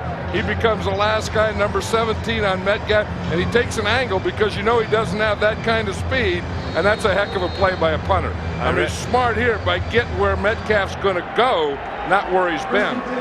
I brought Terry Metcalf back into the Eric Metcalf. Well, you had his dad in there. His dad in there. Back the last time they were in a playoff game, his dad was playing. That's true. He Children. Morrell gets about 5.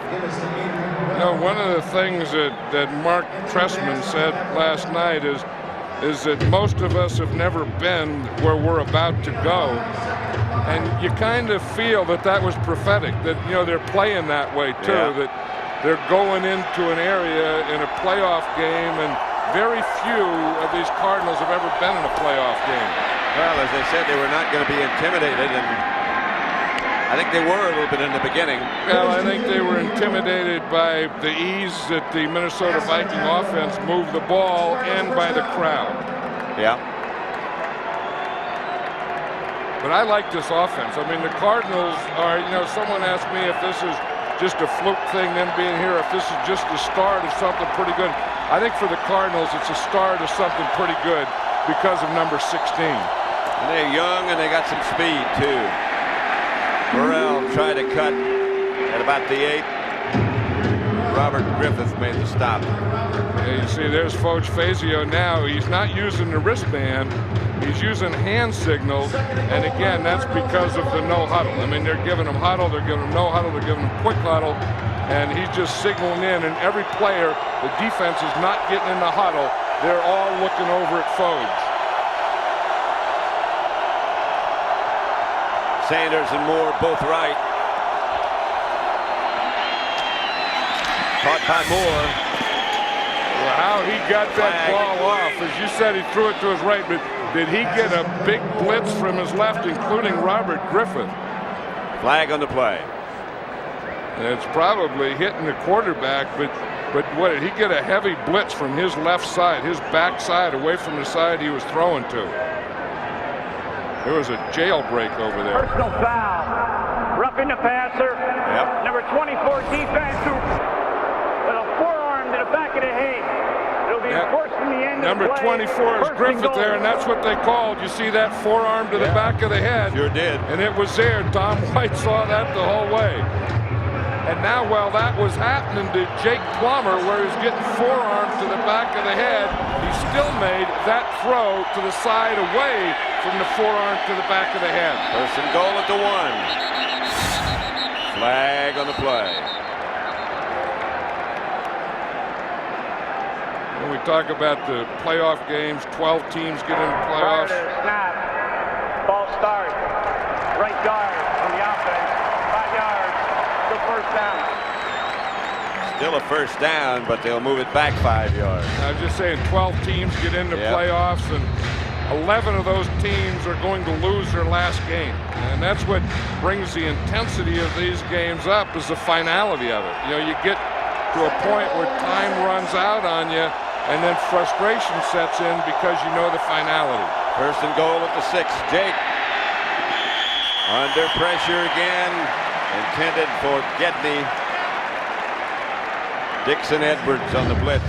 You know, one of the things that, you know, was so big for the Cardinals and Jake Plummer was his moving to the right or to the left in the bootlegs, and he said they really started taking that away from him by coming hard up the field like Dixon Edwards just did there, and makes him stay in the pocket.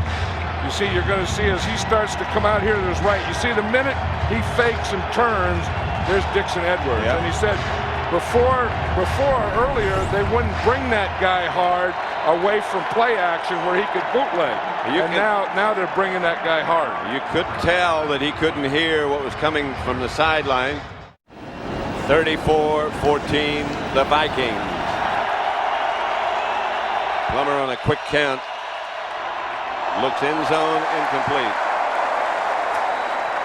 Intended for Moore. You know, the Cardinals have what they call a movement package, and that's exactly what that was. And Jake Plummer was saying in the movement package they have about 10 plays, and there's different kind of movements. You have the bootleg where the back goes one way and you fake the other way, and you have the rollout like that was where the back leads and goes the same way that you're going. But they have 10 plays in a movement package, which will always be good for Jake Plummer. Third and goal at the 6. Jake gets his pass just at the left to Frank Sanders. Fumble. The Vikings throw it back there. Sanders was down. What a throw by Jake Plummer. Yeah. Again, that's why they call it the snake. I don't know how many guys can make that play. Brett Favre, maybe. I don't know who else. I mean, he is there, and watch this. They have him, and he's just going to flip that ball. I mean, watch him. He starts back. He almost falls down. He comes up. He throws a jump pass. As the guy's around his knees, and completes it to Frank Sanders. The ball hit the ground. Sanders didn't get in. It's 4th and goal at the 1.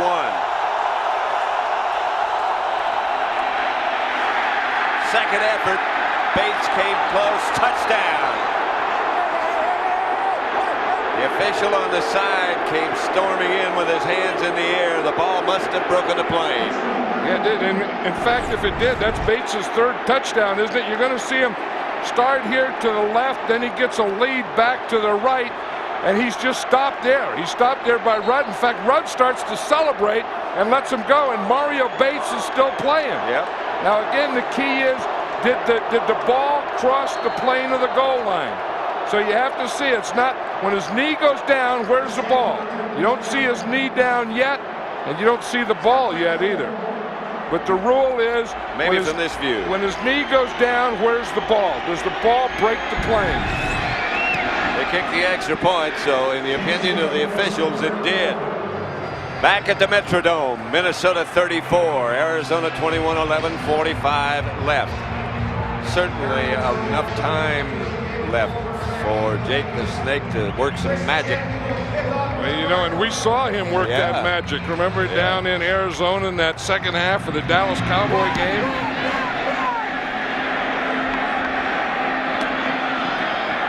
David Palmer.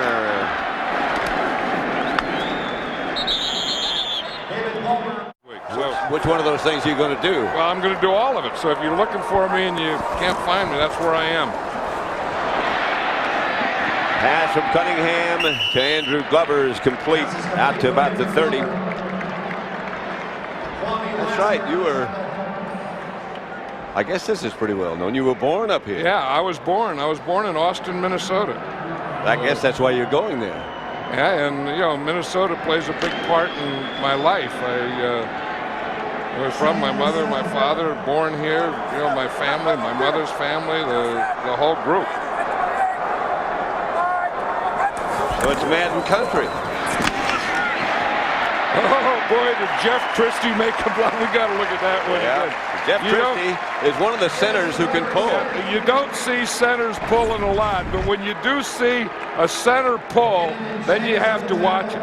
And then when the center pulls and makes a block, watch Jeff Christie here, and then right there he makes that block, then you got to show that one again. Yep. I mean, poor old centers, all they do is, you know, bend over and snap the ball all day, but when they make a play like that, as you say, there's not a heck of a lot of them in football that can do what Jeff Christie just did. Ronald McKinnon was Christie's victim. 1st and 10. On the clock down as far as they can. Room for Robert Smith to pick his way. And that was right at a blitz. They tried to run a split 6 blitz, which is hitting both holes. They're going to blitz right into this area. But again, Jeff Christie, you see, he turns and he just picks up Miller right there. In fact, he gets him going away, and then he cuts him, and Robert Smith ran right at the blitzers. Or the blitzers ran right by or were cut right by Robert Smith. Horde replaces Smith. Now, Smith has gained 102 yards. He got his 100 in this playoff game. Cunningham drops. Incomplete, intended for Glover. Now, the Cardinals were in an interesting defense, Pat. They use it a lot. In fact, they used it a lot against the Cowboys last week, that 5 defensive line. Yeah. And we talk about Christie and the things that he does. He sees the 5 defensive line. Now watch him and listen as he makes his calls.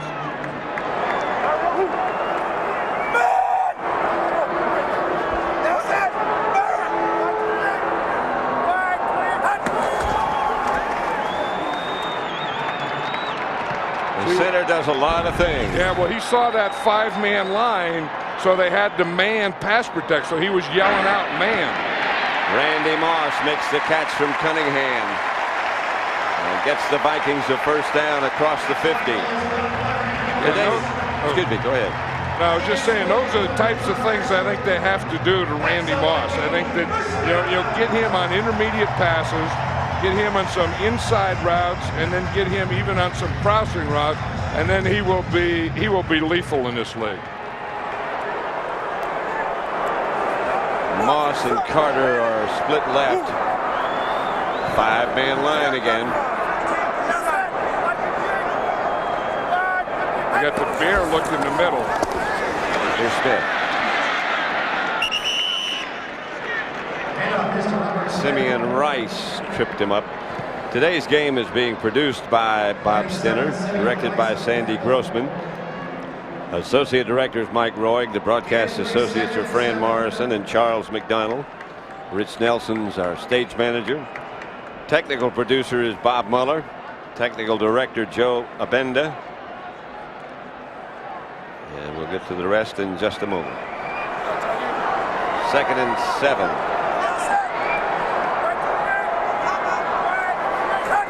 Blitz coming. Ooh, and that was a perfect call because they ran Leroy Horde right into the blitz. It was either a bad offensive call by the Vikings or a great defensive call by the Cardinals because they blitzed right into the hole where the Vikings were running.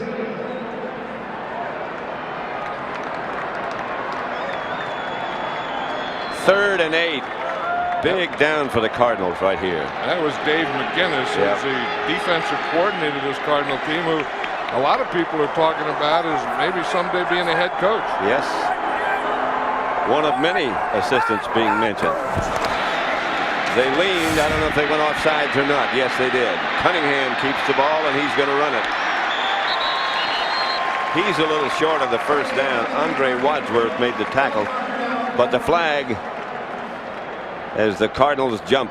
Randall Cunningham was saying the other day that if they use a lot of man coverage or blitz, he says, I'm going to have to run because zone, you're watching the quarterback, so it's not a good time for the quarterback to run. Man to man, because you're covering a man, most of the time you will turn your back to the quarterback, so that's the best time for him to run. Randall was saying it looks like these guys are going to play us in a lot of man, so I'm going to be ready to do a lot of running, and he's just done just enough today to keep them effective. Offsides. Defense. Number 97. It's a 5-yard penalty. We'll replay third down. Just continuing with those who are responsible for what you see and what you hear. Technical producer is Bob Muller. Technical director Joe Abenda. The audio supervisor is Fred Aldis. Studio is produced by Scott Ackerson. Directed by Bob Levy. Cardinals again showing a blitz. Cunningham retreats, gets the ball to Moss. What a play. Yeah. I mean, that's fun. That's like you do it in the playground. I mean, Randall Cunningham is sprinting out. He's scrambling, and he just throws the ball. Randy Moss just grabs it out of the air. And grab is a perfect term to describe it. Snatch it out of the air. Watch, it just starts out here, and that's a sprint out. Randall Cunningham throws the ball on the run. Now watch on this end. Watch what Randy Moss does. And he just reaches out both hands and grabs that ball out of there because, you know, this guy, I mean, he is so big and he's so fast. He runs a 40 in 4.2, and he's also a lot stronger than you think he is. And he's taller than you think he is. And I think he's tall to begin with. Yeah, he's like 6'5". Yeah. I mean, when he gets up, you have to look up to him and say, hello, Mr. Moss. 1st and 10, Minnesota. With a clock about to be starting again. The handoff is to Robert Smith. You know, David Dixon, the right guard of the Vikings, is so big and strong. I mean, he's over 350 pounds. And when he gets his body on you, I mean, look at those arms and shoulders. I mean, he just got his body on some guy and just put him right on his back. I mean, and that's the side that they run to. And we talk about this offensive line, how they've been doing so well the whole game, but now they're just dominating. I mean, they're hitting guys, and the next thing that hits is the back of their heads. And the helmet doesn't look like it's quite adequate. Either has too much head or not enough helmet. There's Smith again. Cut down by Carl Simpson. And again, that was Randall McDaniel making that hole. You know, when Randall McDaniel was a senior at Arizona State, and they won the Rose Bowl, and he was the MVP, and he was All-American, he was all this, and they had a rally after, and they got him up there to give a speech. You know, and they thought that he was going to say, what was your proudest accomplishment?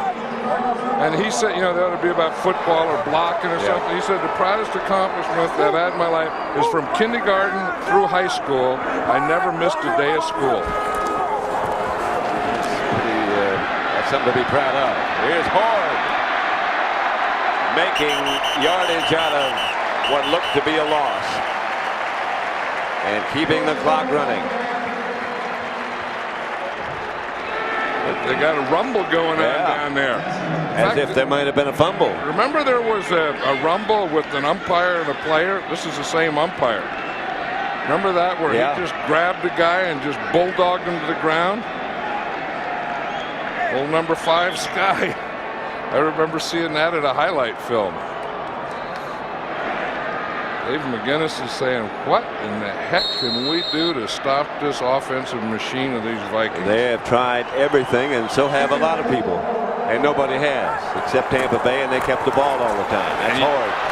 And you wonder what the Atlanta Falcons are thinking.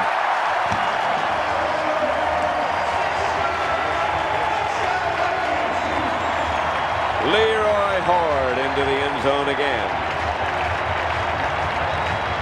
If you need one, I'll get you 3. Leroy Horde did. 9-year veteran from Michigan. What a combination of Robert Smith, the speed and the slasher, and the power of Leroy Horde. And we talk about guys that have had big games every time we've seen them. Yep. Leroy Horde is one of those guys. He certainly is, isn't he? I like him. Anderson has another extra point. Minnesota 41, Arizona 21. Just over 4.5 minutes left for the Vikings to host the championship game against Atlanta. Next Sunday early, and we'll be here. Berger. Metcalf can't get the bounce and downs it in the end zone.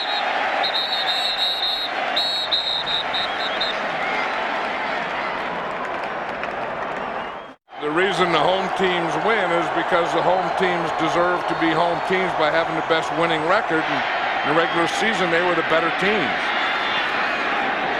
And they've got the crowd on their side, and that has become, it seems to me, over the years, a bigger and bigger factor as the fans have become more educated. And you just look at this crowd. I was just thinking of that, while we were away there in this crowd, and they were singing and making music and dancing, and this place, to me, was kind of dull over the years, but this has become a very festive place now.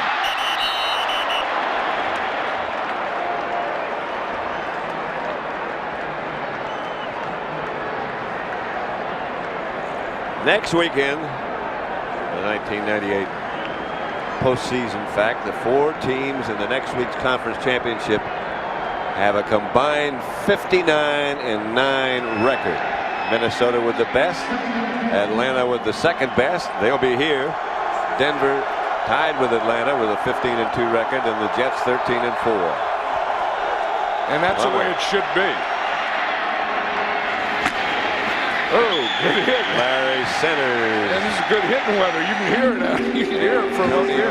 Antonio Banks. But Pat, you were looking at those records and talking about those teams, and there's a certain purity about that. And that's what makes regular season games so big and so important, that if you win your regular season games, then you're going to be more successful in the playoffs, and you hate to see teams that didn't, that would get in and, and win things.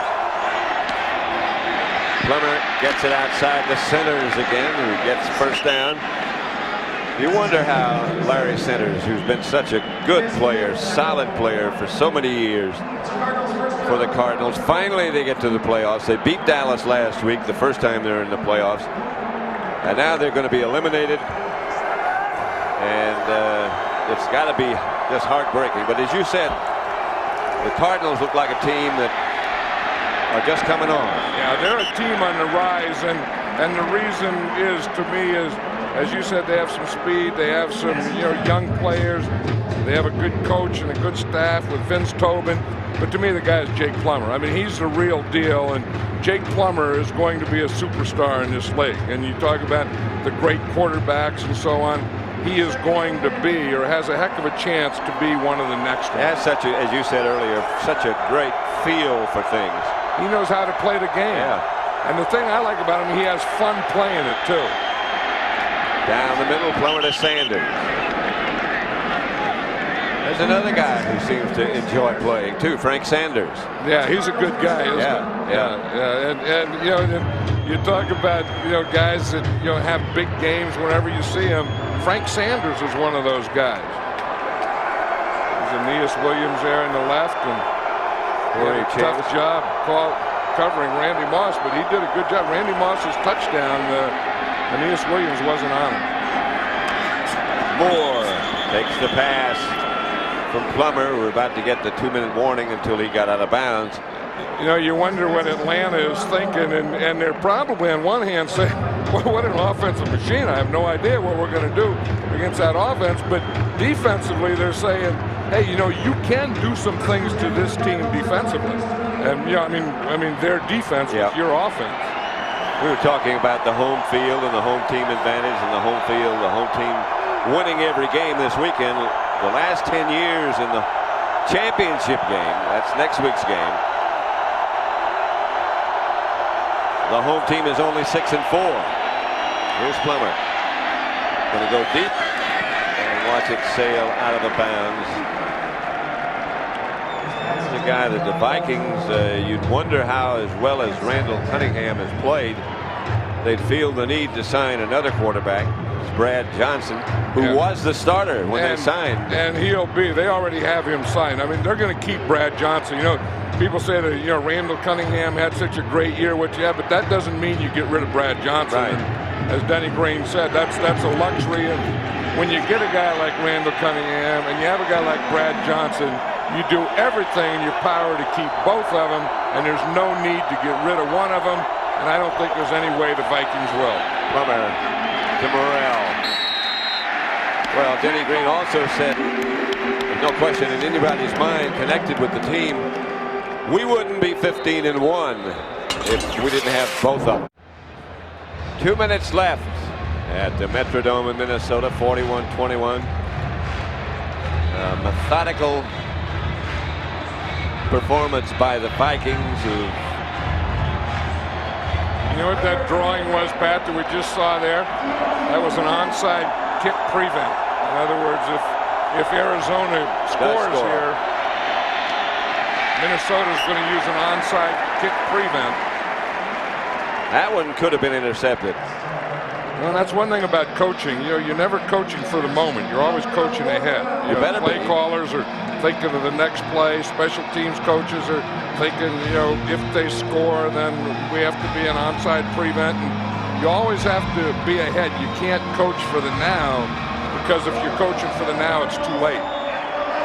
If you're coaching for the now, you're going to lose a lot. Plummer out of the shotgun. 4th down. Rush is on. He gets away for 2. Finally throws it out to the side. Incomplete. And the Vikings will take over. The Cardinals can only stop the clock once. And 1 timeout remaining. And the happiest guy down there in the side, well, there's a lot of happy guys down in that Viking sideline, but the guy that was out in the field was the defensive line coach, Andre Patterson. He was out there saying, we got him. 4th down. He wanted the big pass rush. He went out and got it. I'll tell you, this is a great feeling, but you don't want to get too excited about yourself on this, because you know that you can enjoy it tonight. You can enjoy it maybe a little, but doggone, next week those Atlanta Falcons are coming in, and there's only one game after this between you and the Super Bowl. First and 10, Minnesota.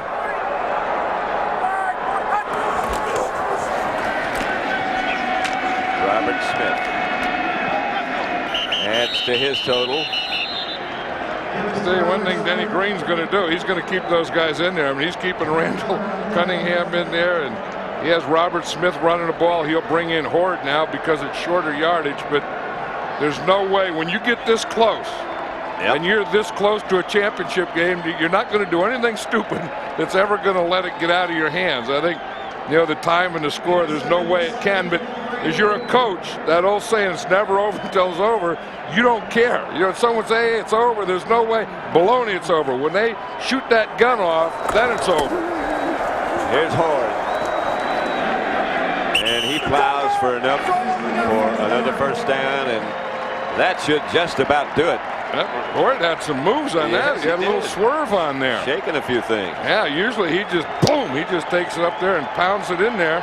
Coming up, the Burger King postgame report. J.B. Terry, Howie and Chris, Chuck Smith, the defensive end from Atlanta, Rod Smith, the wide receiver from the Denver Broncos. Interviews with those two. Fox Sports ticker will bring you up to date on stats. And now all Randall Cunningham has to do is take a knee. They ought to get Robert Smith on from this game. Have all the Smiths. Yeah. Denny Green, what a job he's done. Bring on the Dirty Birds. Hey, we ought to go on stage. Yeah, and it's going to be right. It's going to be the NFL on Fox, and